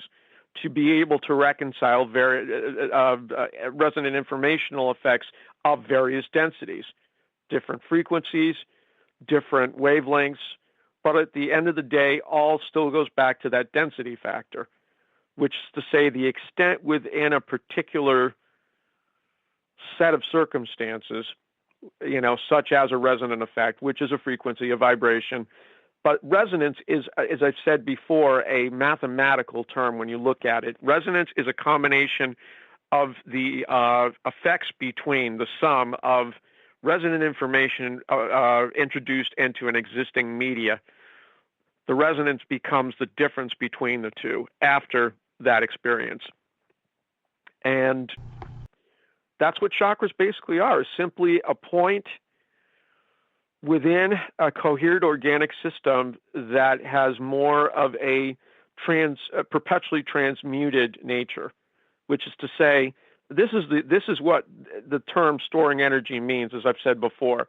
You have a media which ends up having limitless transmutability in as much as it continues to be able to maintain coherency, such as, for example, battery acid, which breaks down. At some point, that breaking down would be equivalent to loss of coherency. Communication of effects in such a way that this particular instrument has been designed. The battery distributing charge throughout a car. When the battery acid ends up becoming diluted, breaks down, it loses the ability to coherently communicate that concentrated resonant information in the form of electricity.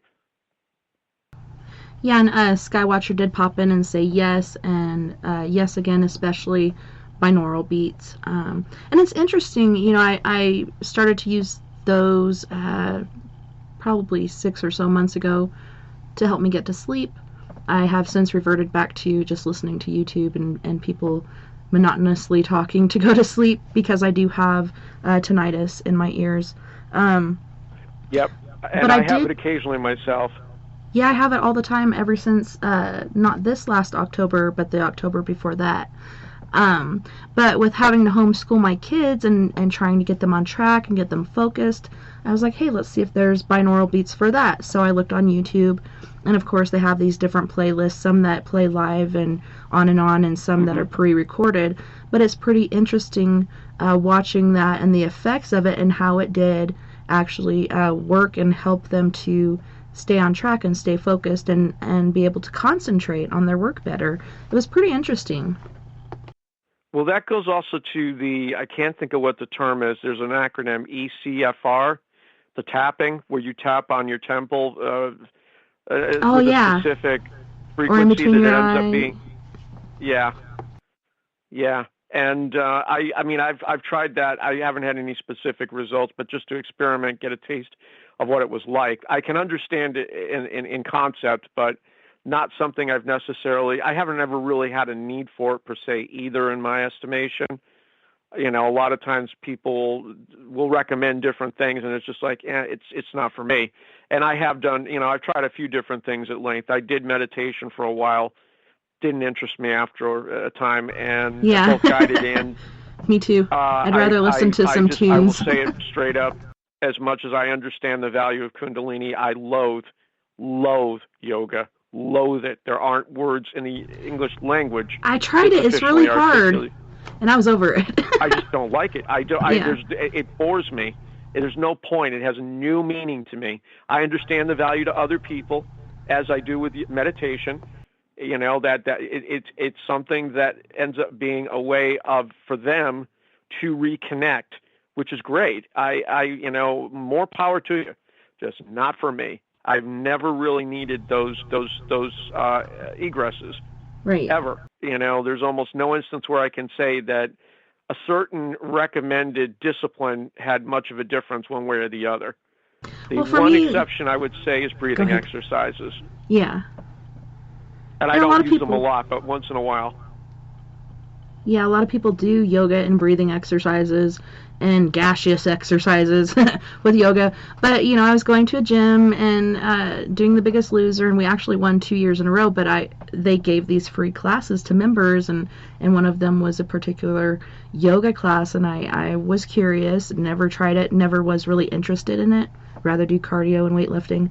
But I went in and tried it, and I was amazed at, you know, you look at it and it looks so simple, but it really does take a lot of focus as far as how you move your body and what muscles you use, and I was really tired after doing it. But like you said, not for me. Just like meditation, I don't have time for that. People say you do, but I really don't, and I don't have the patience for it. I'm sure it works for people, but not for me. A lot of people insist that there's this need to clear one's mind, and I think each person makes that decision, you know, as they see fit. I've never really had that need, although I will say instances where brainstorms occur, those are not fun, and I don't know. It's something to have a real brainstorm. You just can't shut off. There's nothing you can do. The thoughts are just racing through your mind perpetually, you know, most of the time when you're trying to sleep. There was a thought that I had, and I can't remember what it was. We were talking about meditation and yoga. There was something before that we led into it, and I can't remember what it was. But pineal gland. It's just tinnitus. No, it was somewhere in between those two, and it's probably not going to come back to me now. But I think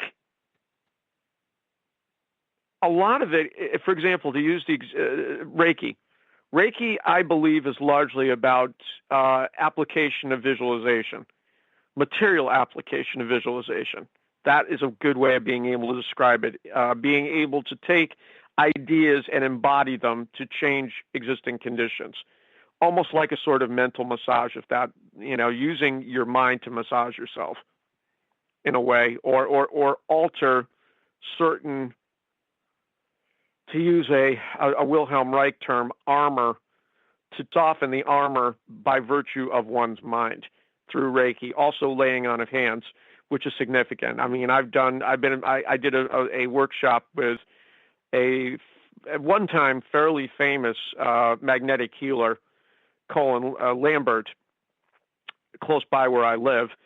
And that was just mind-blowing to experience, to see how people were responding just by virtue of my, you know, moving my hands over their body. It's a very eye-opening experience, I guess is the best way I can put it, when it happens. Now, it may not happen all the time, but in terms of being able to eliminate fields that are compromising free flow of resonant informational effects, which is critical. I mean, every major discipline involved massage, Reiki, acupuncture, acupressure, which is a form of massage and, you know, Reiki when you stop to think about it, specific type.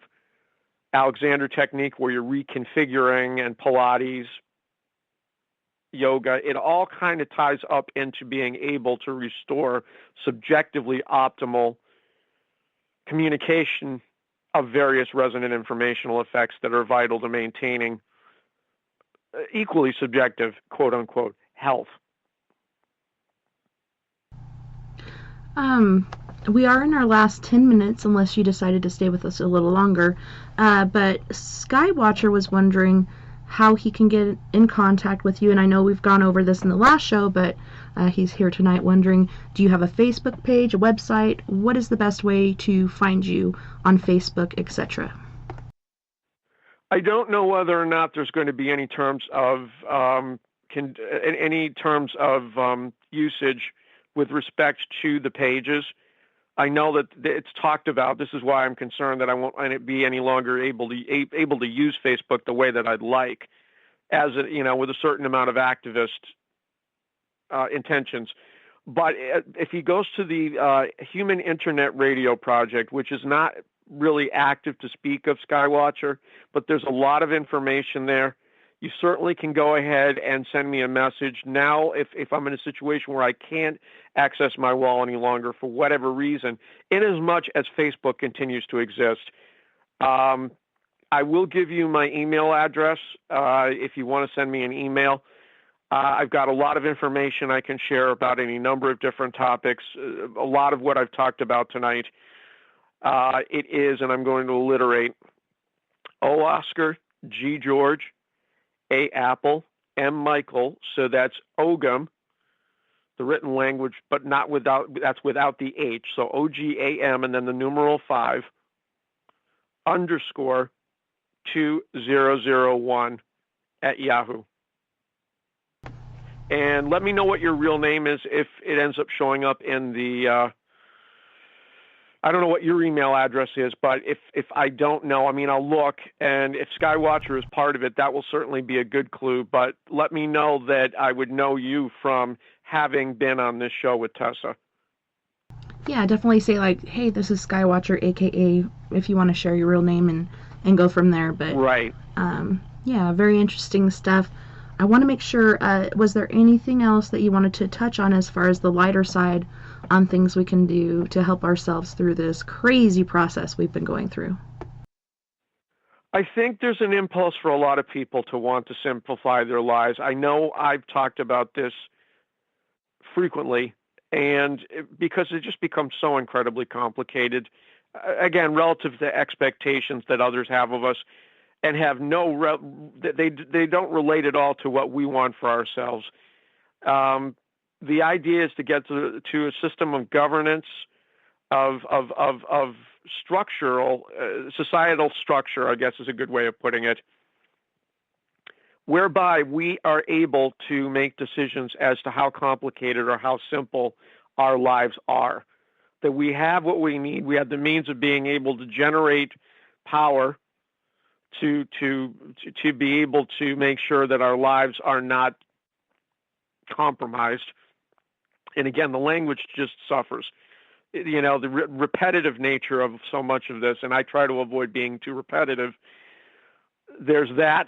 There obviously is food, depending upon where you're getting it. Hopefully, the food chains are not going to deteriorate appreciably.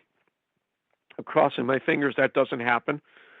I'm not averse to the notion of being able to have some sort of means by replication.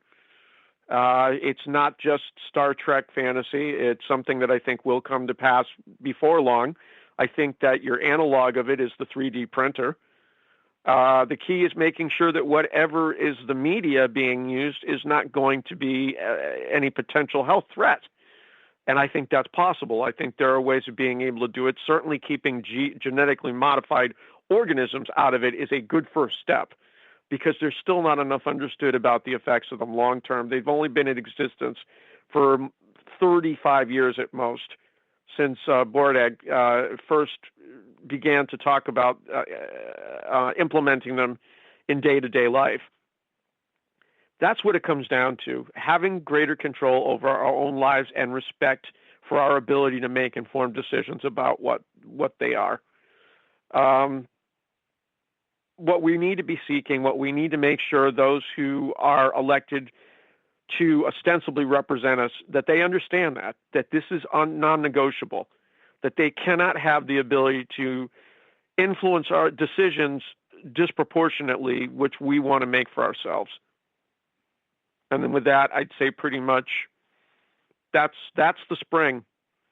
Being able to run again, being able to be out, interacting, knowing that the threat was contrived largely, that there may have been some threat, genuine threat, but a lot of it was exacerbated, exaggerated by those who stood to benefit most but from doing so. to just be free again, because it is just not, this has been a horrible time. I think most of us feel that way. I think we're tired of the goddamn masks. I think we're sick of being told what to do by people that never were given permission to tell us it. We didn't vote for a lot of these people, yet they have that level of control over our lives. It's unacceptable. I don't care if you're a conservative, if you're progressive, liberal, libertarian. The bottom line is we need, nothing is more sacrosanct than for people to be able to make decisions about their own lives without undue interference. Well, and a big thing too, that's really simple if you have time for it. A lot of people go to the pre-made foods that you just stick in the microwave, so on and so forth.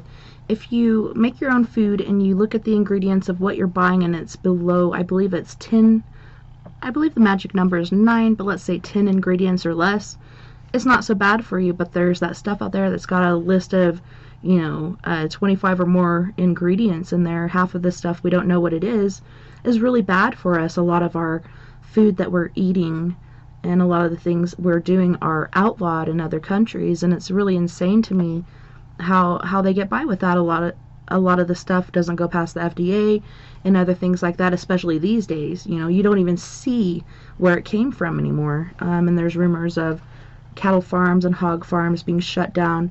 Everything they've made, even dairy farms, has to be thrown out, killed, so on and so forth. And then we're bringing meat from other countries.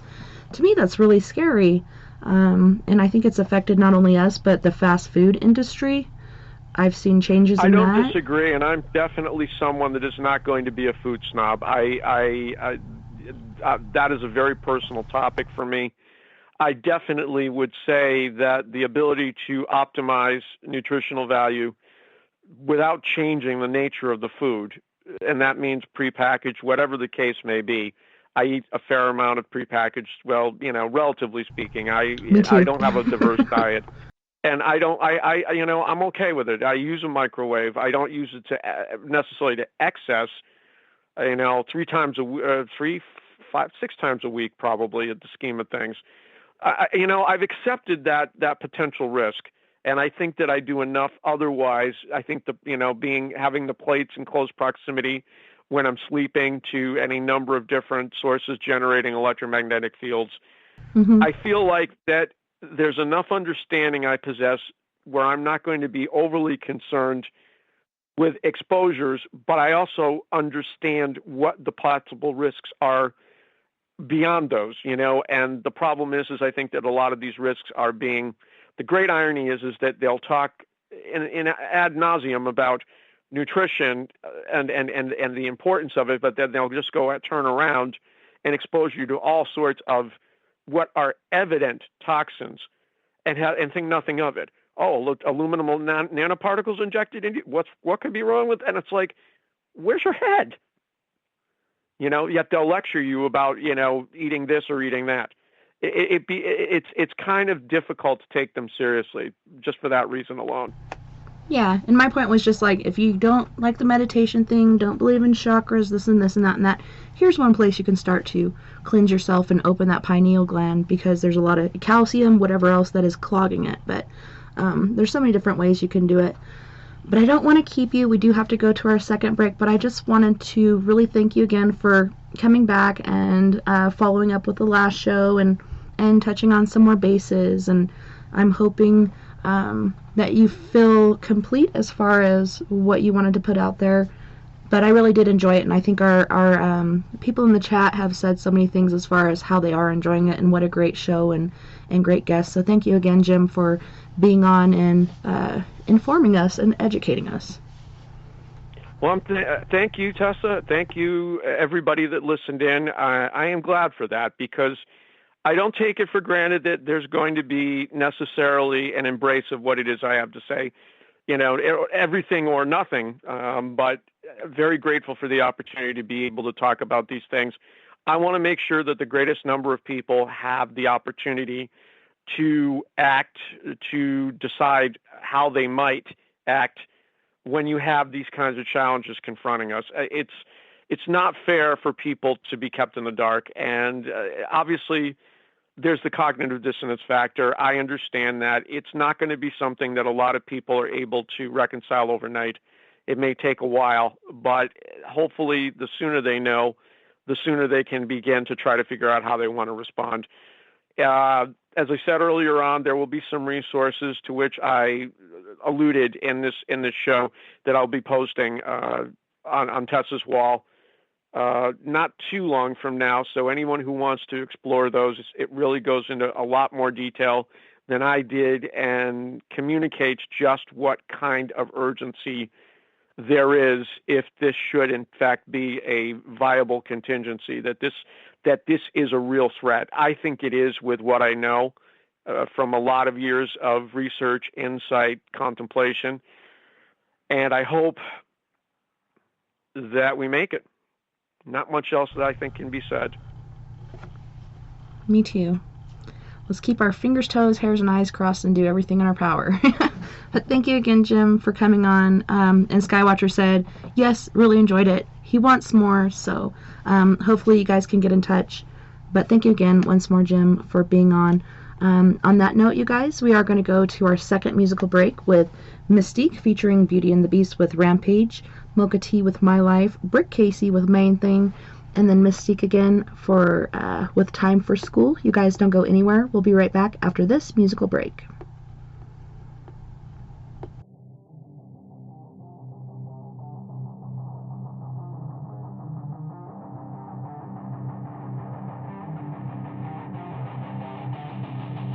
Spark so much fire, think I woke up the dragons. I'm the new beast, spitting apocalypse for a fantastic. Got the power from God, made the rest hard to breathe.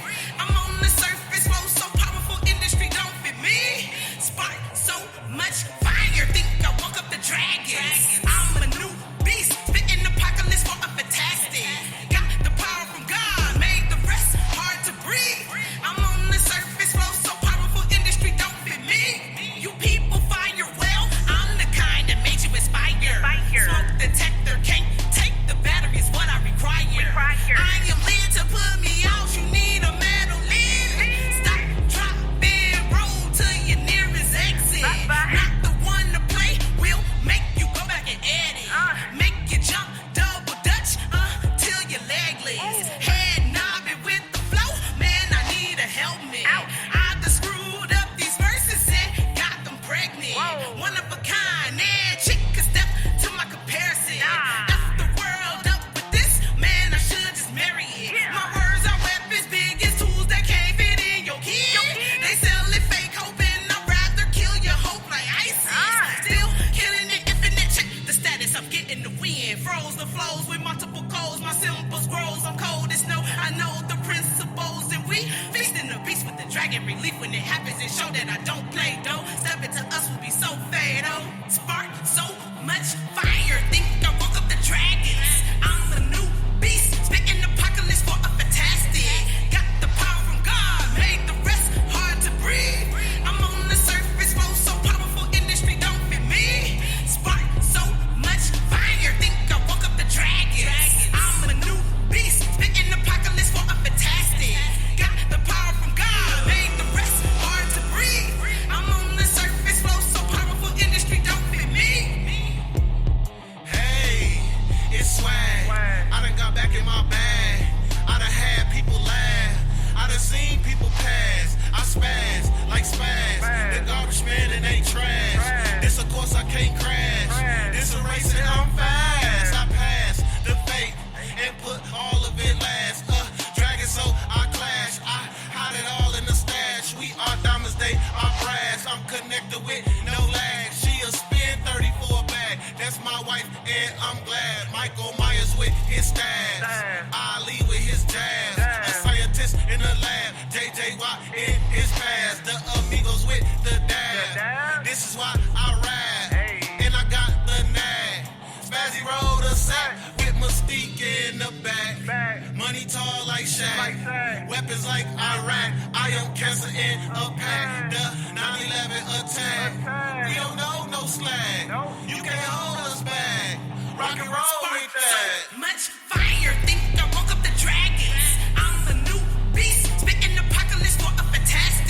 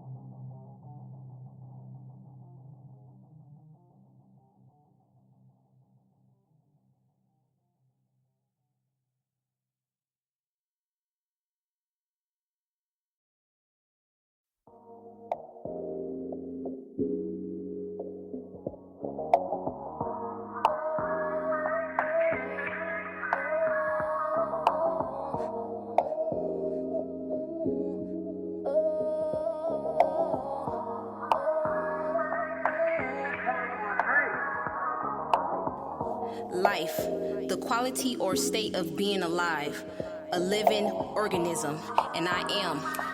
Mocha tea, let's get it. My life, the sugar, honey, iced tea. They wonder why I smile so gracefully, and wonder why I like blue cheese. When I'm lactose, 10 toes, 10 fingers, nigga, 10 hoes. Flow dope, whip it, microwave and stove was broke. Broke days, broke weeks, even broke months. A rich don't have them going crazy. Lettuce and mac and cheese got them going crazy. Irregular, abnormal, and unusual. So unusual, I got shot for being beautiful. You can tell me love, you so gorgeous, but yet got a gun pointing to my forehead. Yo, head break bread, yeah, we gon' feast. Remember the cold nights we had nothing to eat. Southern Belle raising hell, area near you. I'm hungry and leaving no proof. My life, my life, my life. It ain't always sunshine in my life. A big puzzle, I'm trying to figure peace ain't right. They thought I wasn't gonna make it, I know they didn't. It's visual, check your vision if you got the issue. A news feed if you got the memo. Breaking news, a new wave coming. Fuck a wave, hurricane, so mocha-licious. I really do this, it's in my blood. Pass it to my kids when I have some. And that's hip-hop.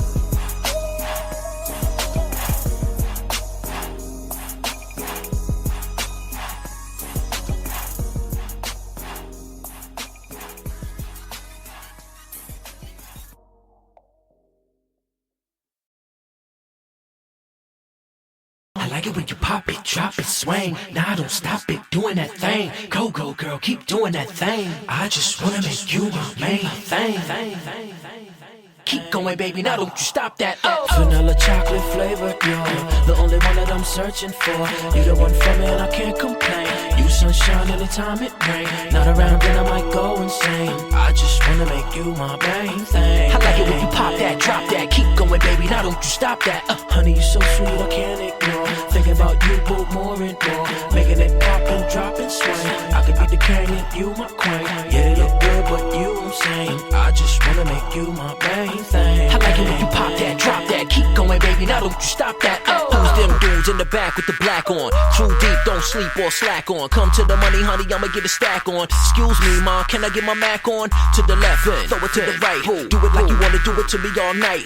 From the block, kid know how to act hard. Like brick house, women with a fat backyard. In the club with me and my man's illin' that. In the back door with me and my man chillin' that. I'm on the floor, I'm like, damn, she killin' that. It's going down, no cop around, feelin' that. I'm fly, I'm a guy that'll get him. Player like me, need two of you with him. Call you a lollipop and I wanna lick you. Number one, my top choice of pick. Come on, give it to me, ma. Go, go, girl. Now don't stop. Oh, no, girl. Break it down for me, get it gone. Can you keep it going? On and on and on. Now give it to me, ma. Go, go, girl.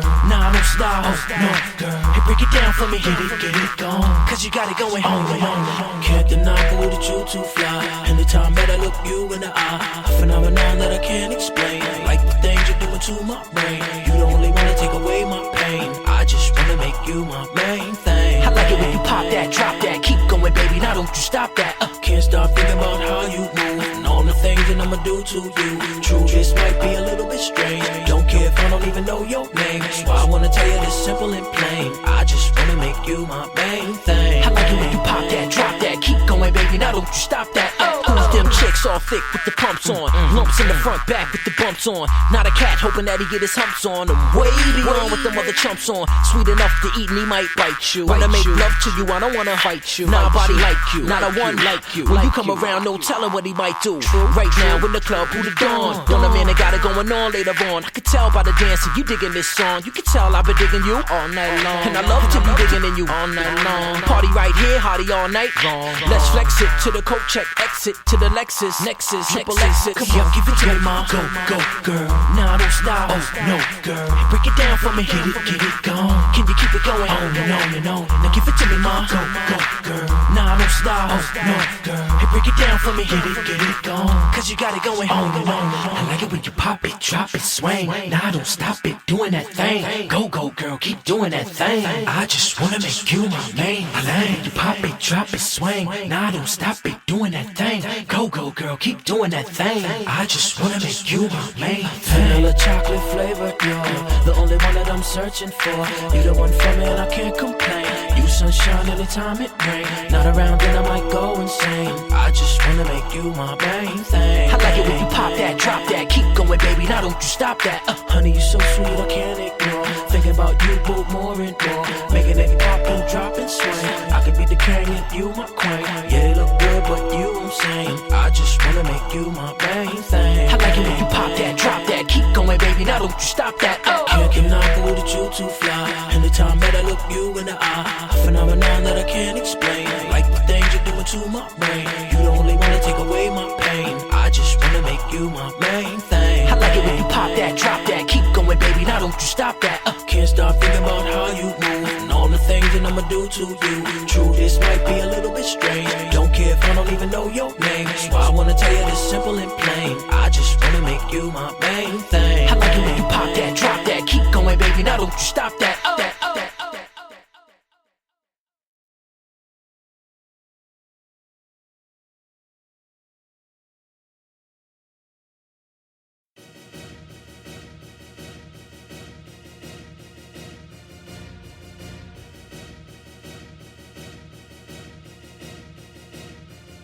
Do you believe? Are you ready? It's time for school. Roll out your red carpet. You gotta love to learn and have fun. It's time for school. Do you believe? Are you ready? Get ready. It's time for school. Roll out your red carpet. You got to love to learn and have fun. It's time for school. The funniest memory that I could recall is getting up to sharpen my pencil as a kid, showing off my new outfit from head to toe. Yo, I love the life of 3 9-year-olds with hyper goals. My mind be blown. Don't get upset when the answer's wrong. Pray for strength and you'll survive to be strong. I am a teacher, it's how I define myself. Help me vibe so well. Don't stress, do your best and forget the rest. Mama made sure we pray to God, highly blessed, and I am honored. No weapon formed against us should prosper. Don't ever forget.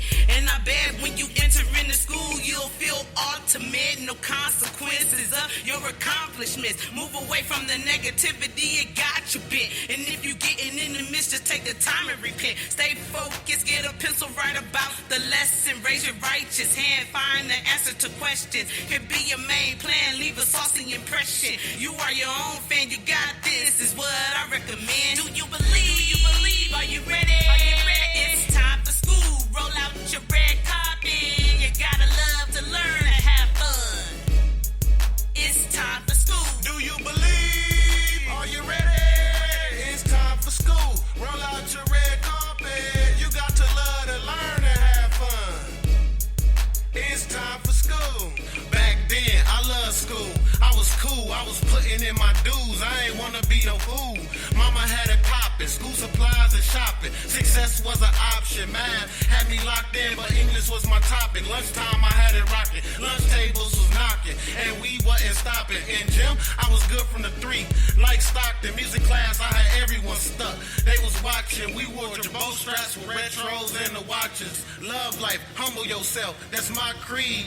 Think with your mind and heart, you will achieve. Pray on it, give it to God, and proceed. Your goals, ambition, and God is all you need. Imagination and will is something we can't teach. Remember Dr. King, he had a whole dream. You can do whatever you want. I believe. Do you believe? Are you ready?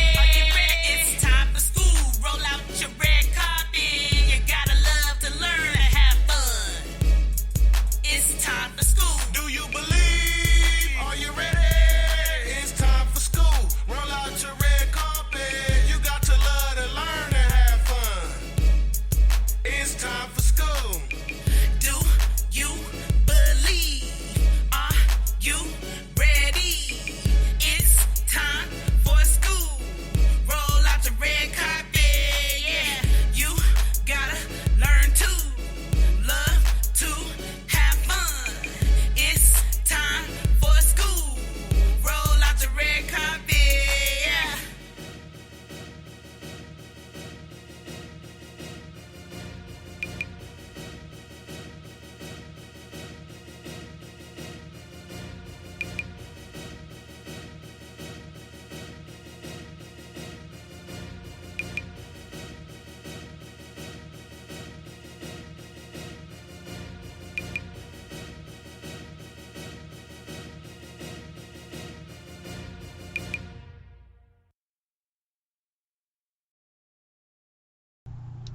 Welcome back, and thanks so much for joining us tonight on We Are Paradox Media's Late Night in the Rockies. Tonight we had James, aka Jim Moses, on the show, and we were going over a few things that we didn't get to do in the past show, which was on the 5th. If you guys want to check that out, you can look us up on Spreaker under We Are Paradox Media and check out the show from the 5th.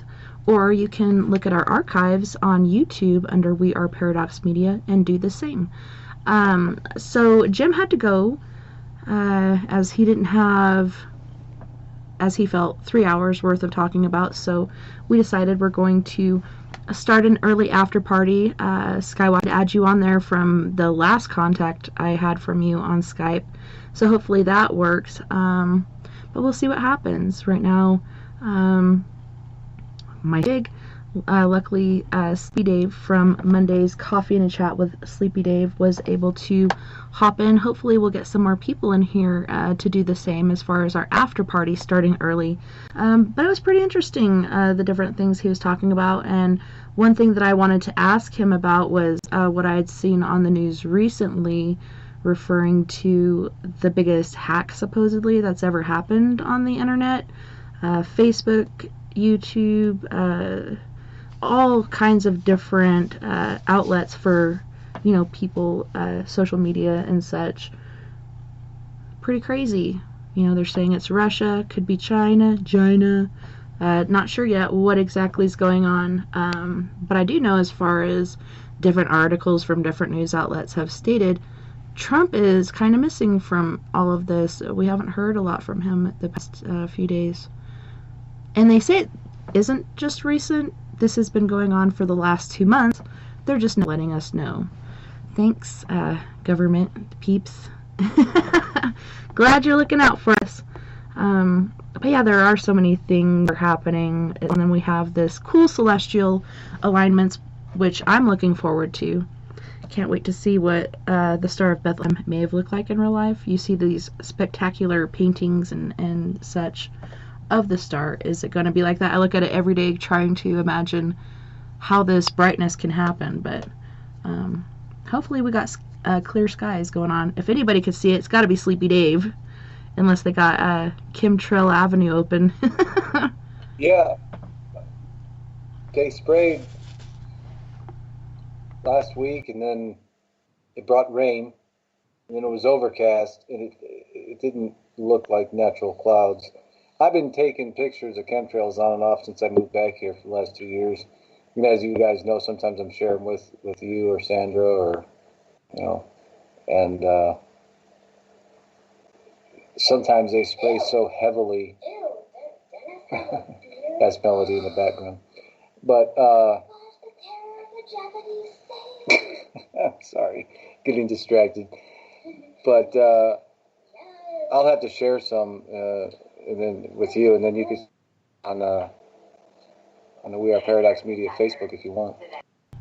Yeah, and every time I go down to Phoenix to visit my mom and sister, which I haven't got to since last summer, not this summer, but last summer, there's always chemtrails going on. I like to get the ones at sunset because they're particularly pretty for what they are. But it is really active down there, and for a while up here, we were getting the different X's and different things going on in the sky, but it seems very periodic as opposed to being down there. No, it's a regular occurrence here. I like to say, hey, Nick, though, real fast. I can see the top of his head and his eyebrows. Hey, champ! Hey. But it is interesting, and I think you were saying that there was a lull in the activity for a while there, as far as chemtrails went? Yeah, for a while they took some weeks off because of COVID. Even those guys needed not to fly. I don't know. I make a joke, but see, a lot of people may not realize, at least the younger folks out there, chemtrails and black helicopters, unmarked helicopters, these were talkings in the 90s of, along the lines of conspiracy theories, right? And I remember chemtrails have always been around since the 90s. So to have it kind of still flailing this late in the game, here we are in 2020, it's kind of amazing, to me at least, because, we've known about them 30 years, so nothing new. I think it's just being more acknowledged now because more people are looking up to the skies. Well, before, like, as kids and such, you see them and you just think they're, from the airplanes or whatnot. And then later on, you notice the difference between the trails from jets or whatnot and then the chemtrails. The jet streams seem to dissipate very quickly. The chemtrails seem to kind of spread out and linger for a while. And there's different theories as to what it is, what's in it. But it's interesting that you guys had those going on, and then all of a sudden you got some rain, which is much needed. Oh my gosh, it was so dry this year in Phoenix. I guess it was this year I got to go. I read that they put coal and ash. That's what lingers in the air. It's so light, and then they mix it with so-called allegedly barium and aluminum and all these other agents. I mean, if you read some books from Jim Keith, and I remember early interviews he did before he passed, there were reports of like gob-like stuff being sprayed in areas of California, and when they put it under scientific, examination, they found it had blood-borne pathogens in it and human bacteria. So what are they spraying? And that was back in 1992 that came about. It's pretty crazy to think about. I don't know. So did you have any thoughts about this evening's show? Any key points that you can think of that you wanted to talk about as far as what Jim had to say this evening?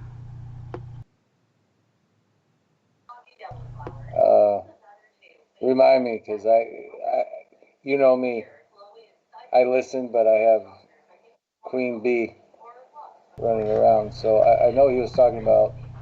Remind me, I'm so bad because I pay attention. I've got the all, and do other stuff and listen to. So I know. Yeah, and then I'm a show, and then Jesus at one point.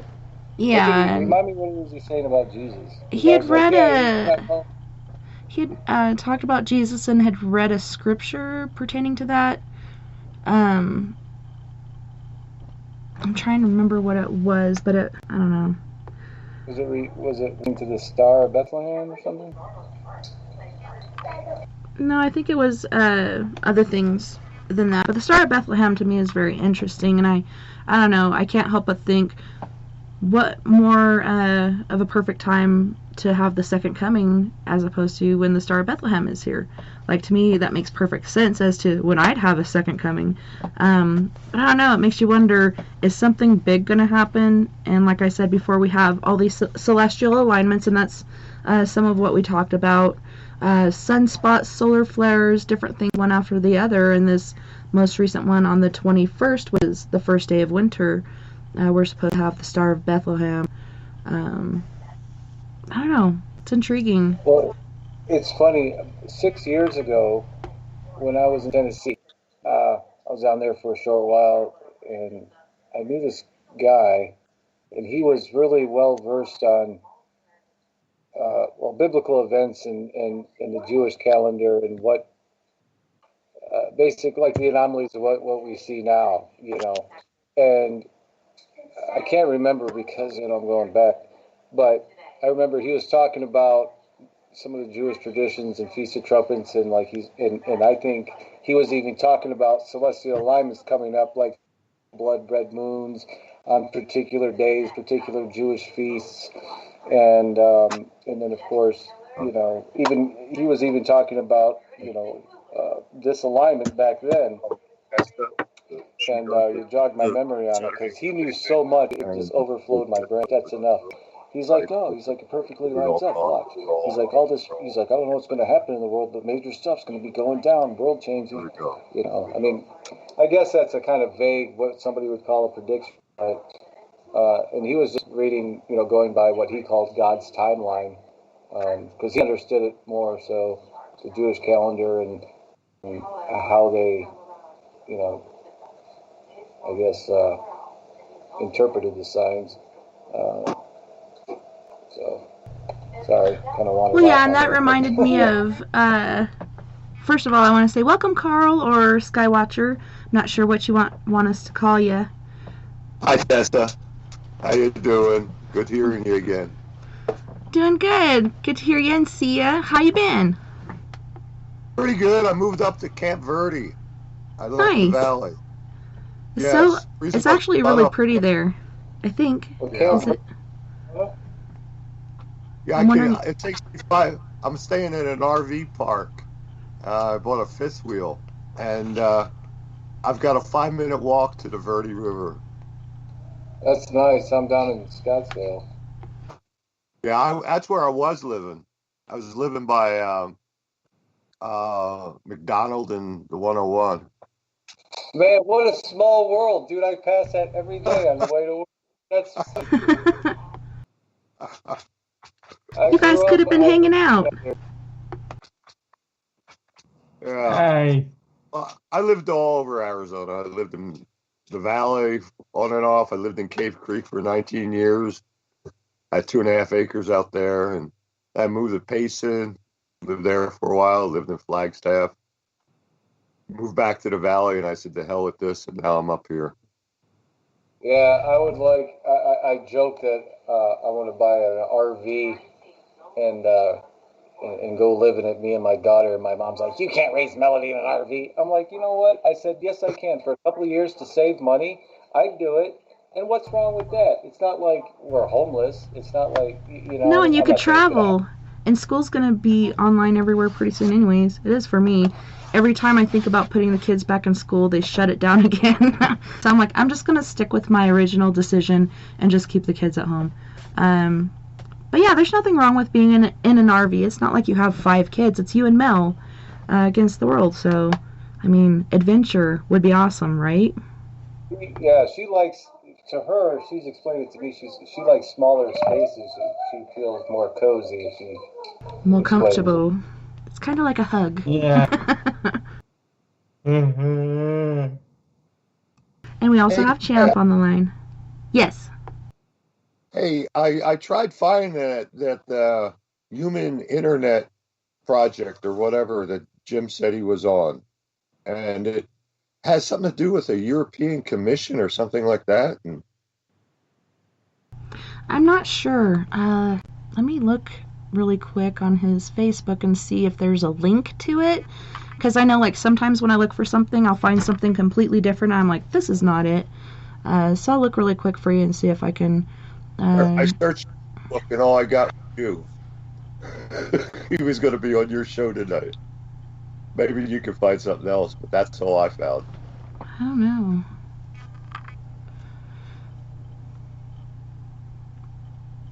I'm not seeing anything so far. I'll message him really quick and ask him what the exact link is. And what's up with that? Is that what you're wondering? Like, yeah, all the fallout of the search kept saying the human internet and nothing really human internet project, but the human internet. There was all these. Some of it's tied to some kind of European Commission for global internet or something. Yeah, the global thing is ringing a bell. I need to re-up on my mental supplements because those help me like stay sharp. I'm just like thinking of words.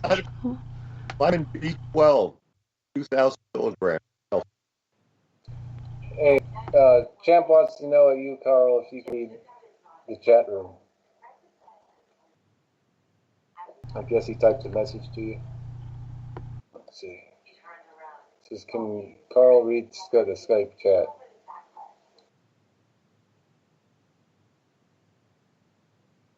I think he's looking, Champ. So, anything else?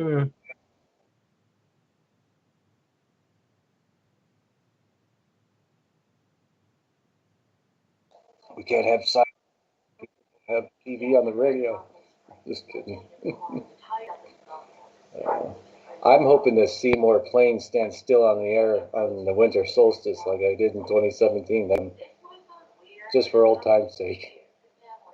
I don't know, it just seems like, you know, there hasn't been a lot of astrological or whatever alignments, and it seems like this last year so much shit has hit the fan, so many different things have been happening, and then we have all these alignments, and like you were saying, Jewish meals with certain moons, so on and so forth, like how the alignments are going there. And that's what I was trying to remember. What was I going to say before I said hi to Carl? Moved my head around a little bit and I found it, but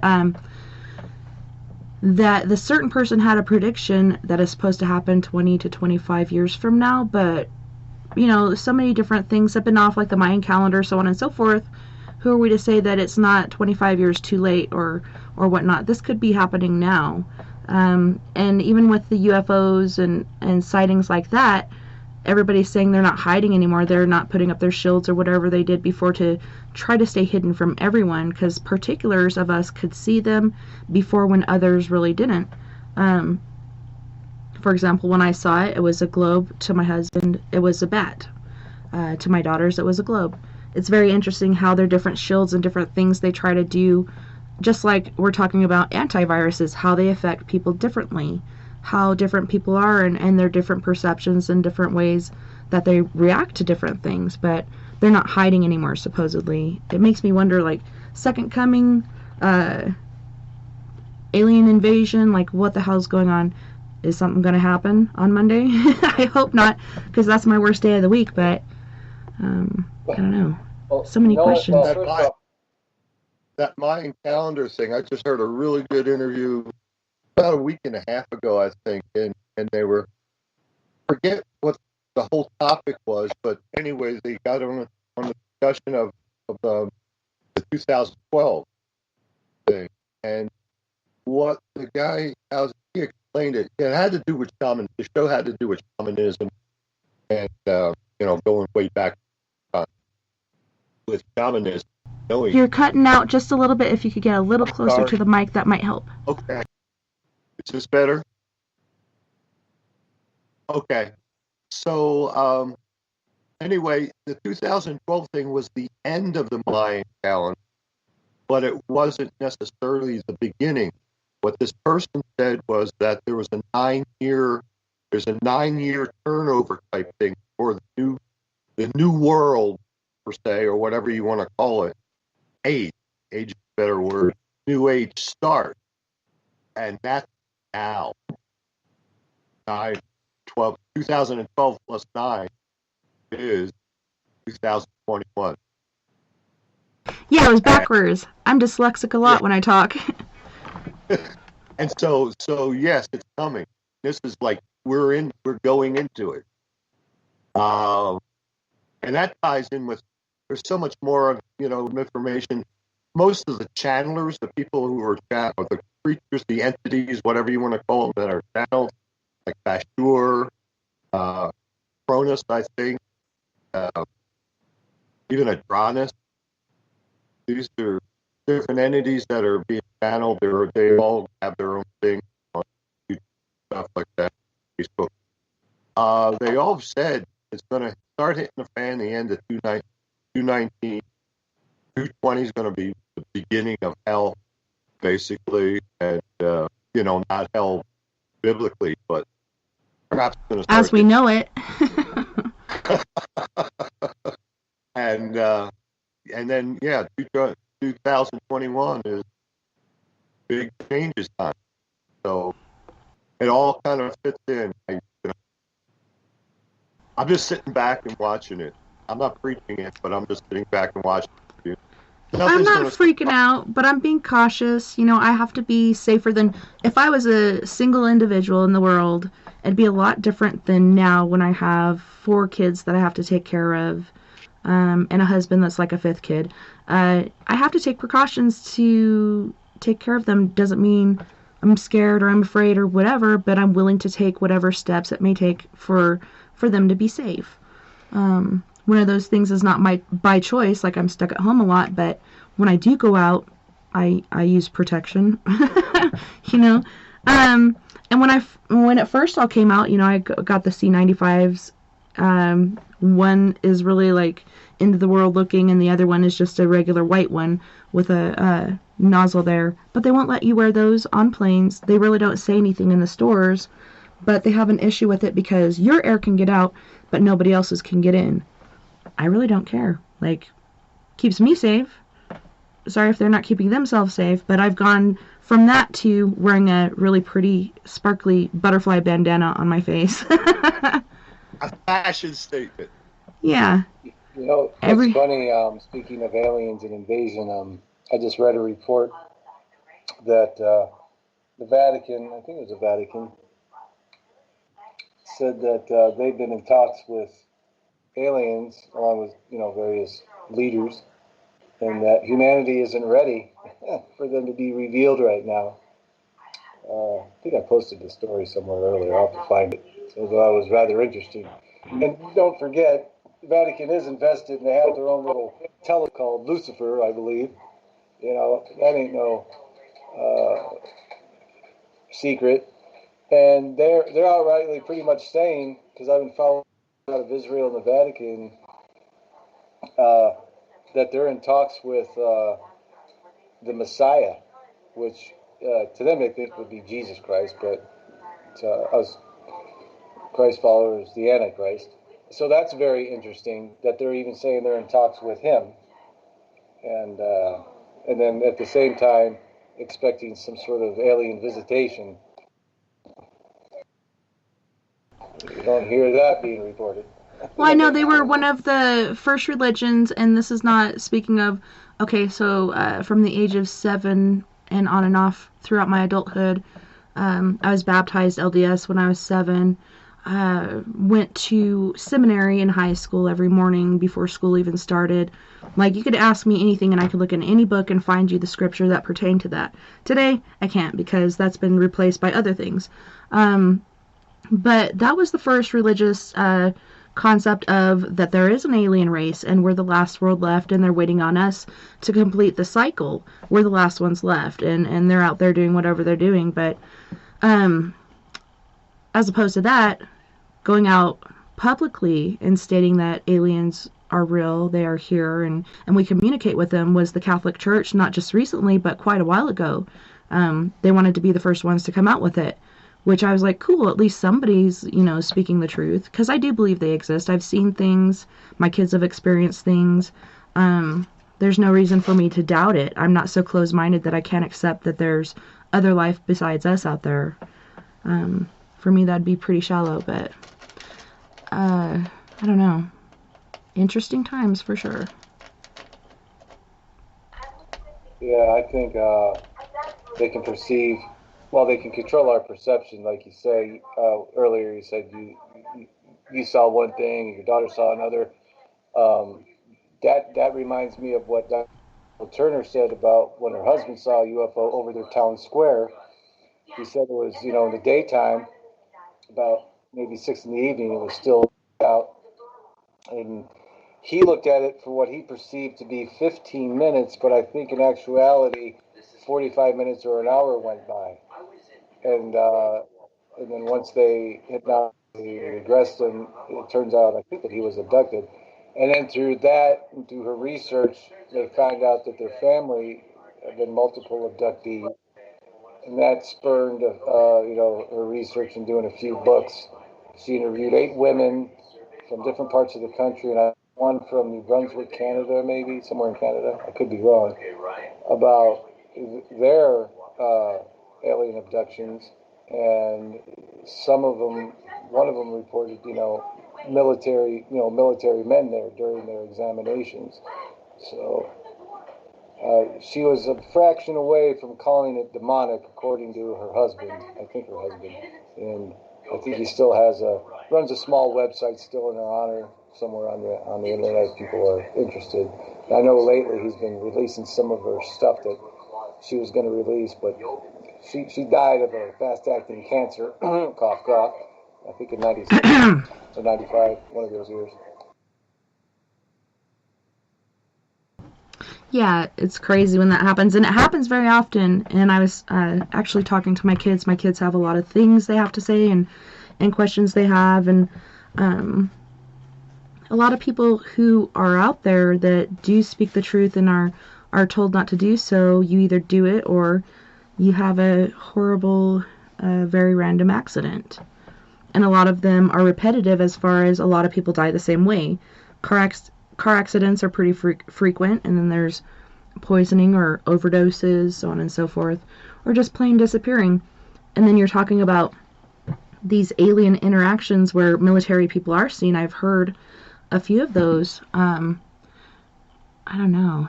And you're talking about demonic. I just saw a show earlier today where in another country they're talking about demons and they look like gnomes. And I'm like, no wonder Dave Scott's afraid of gnomes. They're actually demons.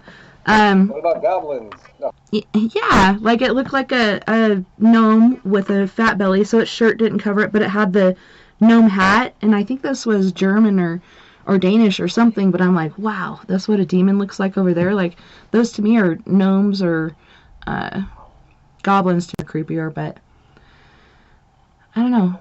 Is the government in on it? I think the government is doing certain things, and I think there are aliens doing certain things, but yeah, me and my daughters saw the same thing.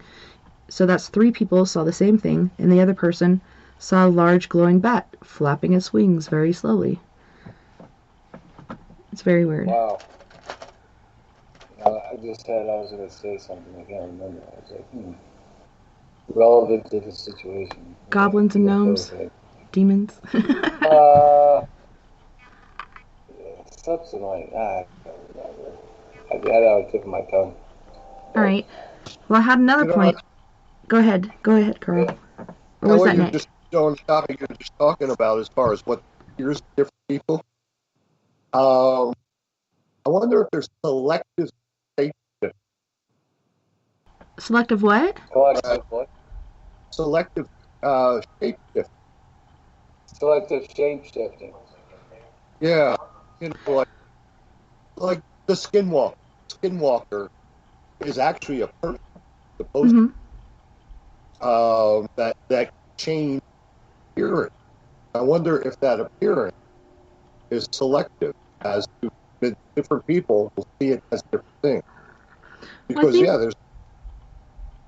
there's lots of times where someone has seen something, some type of event or and 2 or 3 people may describe it differently, like you just did.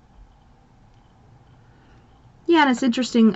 For me, my mind goes to genetics, and people have different genes. Some people think they're cursed, family, through the line.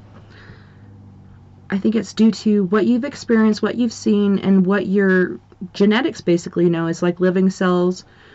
You're able to see more than other people. Are you a hybrid? Are you just like me? I've always considered myself to be different than everyone else.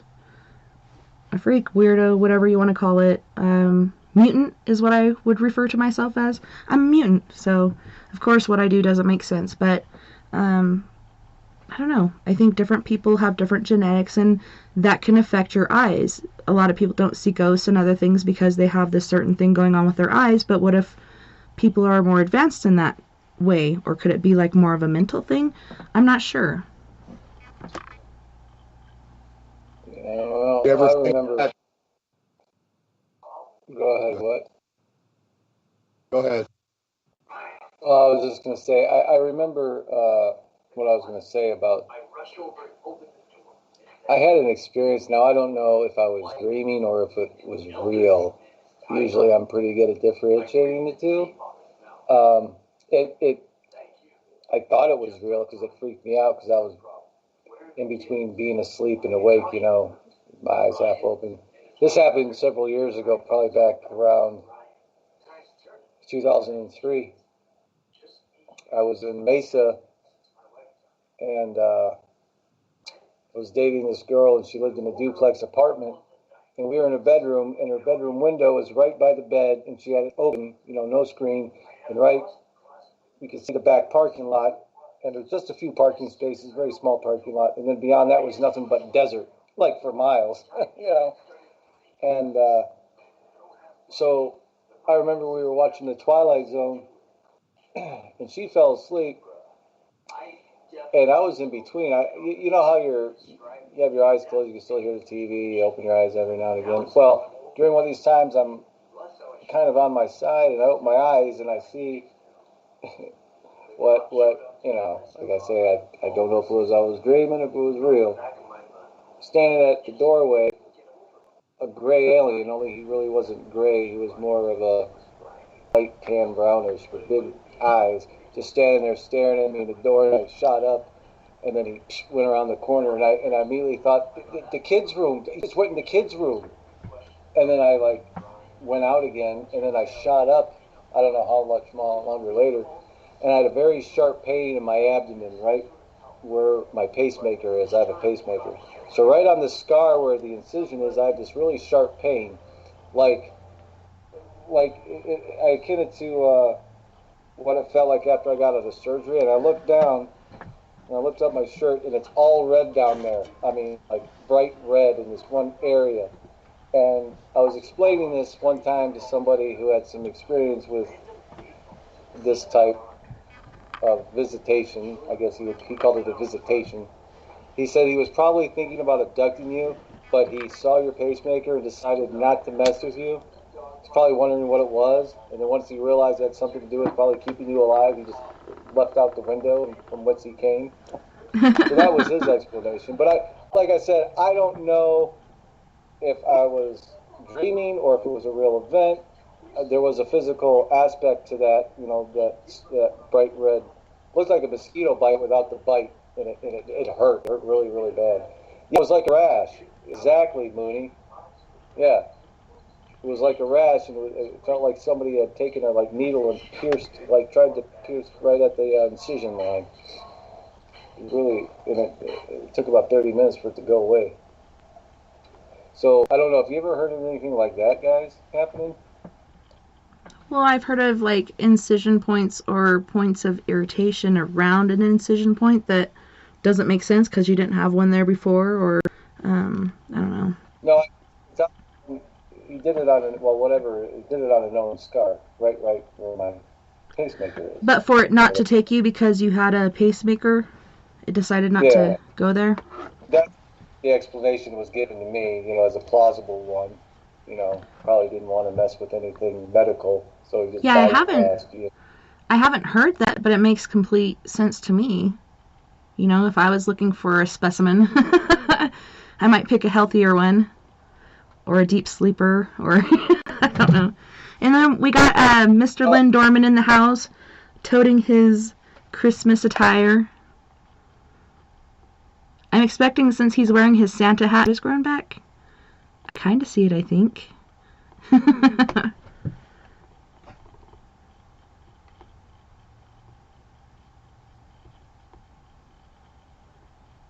Can you hear him? Where'd he go? I can't. Yeah. Yeah, you're muted, Lynn. You're muted. We cannot hear you. Yeah, I'm not saying anything because I'm sitting watching the end of Alabama Florida game too, so I got it muted, so y'all don't hear the TV. Alrighty. Well, I like your Christmas attire. 52-46 Alabama, by the way. A minute 13 left. Very nice.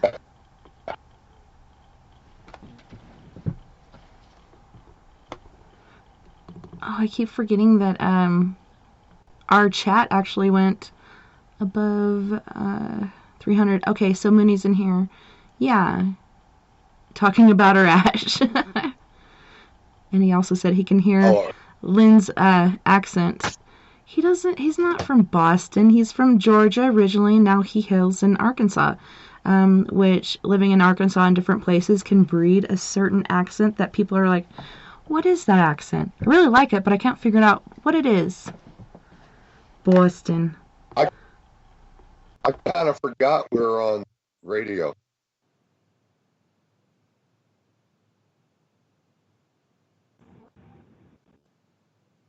Six minutes and 40 seconds. Is there anything else you guys wanted to touch on as far as what Jim had to say or what we're talking about during this after session? As far as experiences or evidence you've heard. Have you heard of anything like that, Carl, as far as somebody not being taken because they have certain health issues or a pacemaker or whatnot? The only thing that comes close to that, I was I asked R. Keith Andrews. You know who he is, right? Yeah, on one of the shows. You know, he's a regular, and so I asked him. I said, "Can seniors hitch a ride sometime, or do aliens ever abduct seniors?" And his answer was, "No, they don't have any use for you. That they might take you for a ride just for, if they feel good, nice, but you're too old. You're past what they would be looking for." So that's similar to having, I guess, something mechanical in or whatever. So you're too old. So does that mean that Dave Scott's never going to get that ride from Carl? The other Carl, yeah, the alien.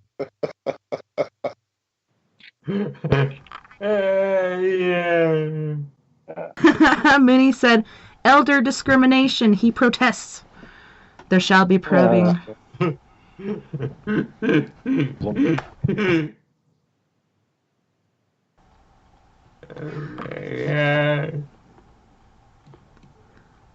Well, I'm sad that you guys could join me for the last, not quite hour, but around that time, since Jim couldn't stick around, and he did tell me that before, but I've had so much going on with homeschooling and trying to get the kids caught up. I'm so grateful that we did, and now next time we start homeschool, we'll be on an even playing field, and we can do the regular amount of work every day and not be like, horses on a horse-drawn carriage. It's going to be really nice. Mooney, just when you finally need your prostate stretched, go with that silver bullet. Got to find out about your internal health. But you guys, it was awesome having you. Huh? Good vibration. I said he said silver bullet, and I said good vibrations. He knows what I'm talking about. Yeah. I still think it's funny. He thinks he's got a Boston accent, but it is kind of similar. And like my brother, raised in Arkansas, mostly lived in Georgia for most of his life, and he's got a different accent too. It's just very interesting how your speech can change and be confused for other areas. It may be similar, may not, but it's pretty interesting. So we got Sleepy Dave with Coffee and a Chat on Monday mornings. Sleepy, you also have a YouTube channel. Would you like to let our listeners know where to find that and what actually it pertains to, as well as your show slot? Well, there's not much on it. It's Sleepy Dave Davenport actually on YouTube, and I think I have some Mae Russell old programs up there, and me 20 years ago singing. Like anybody wants to see that crap, but it's fun. Yeah. And then I don't know. There's not much on there, like I said, but I got to put more content on there. I don't know what to put. No. Maybe more Mae Russell. It's difficult, I got a YouTube channel and we do the show on there, and I have some videos from a long time ago as far as Four Corners Paranormal goes, but it's hard to get those new videos in there, especially with the way things are going these days. And then we also have Champ, who has his own little radio network going. He plays music at times. He also broadcasts our show, or shares our show, as well as Dave Scott's show, Spaced Out Radio. We are Paradox Media. I'm trying to look here on my phone because I'm so bad with remembering names of things. Do you remember what his radio thing is called? The Champs? Yeah. Is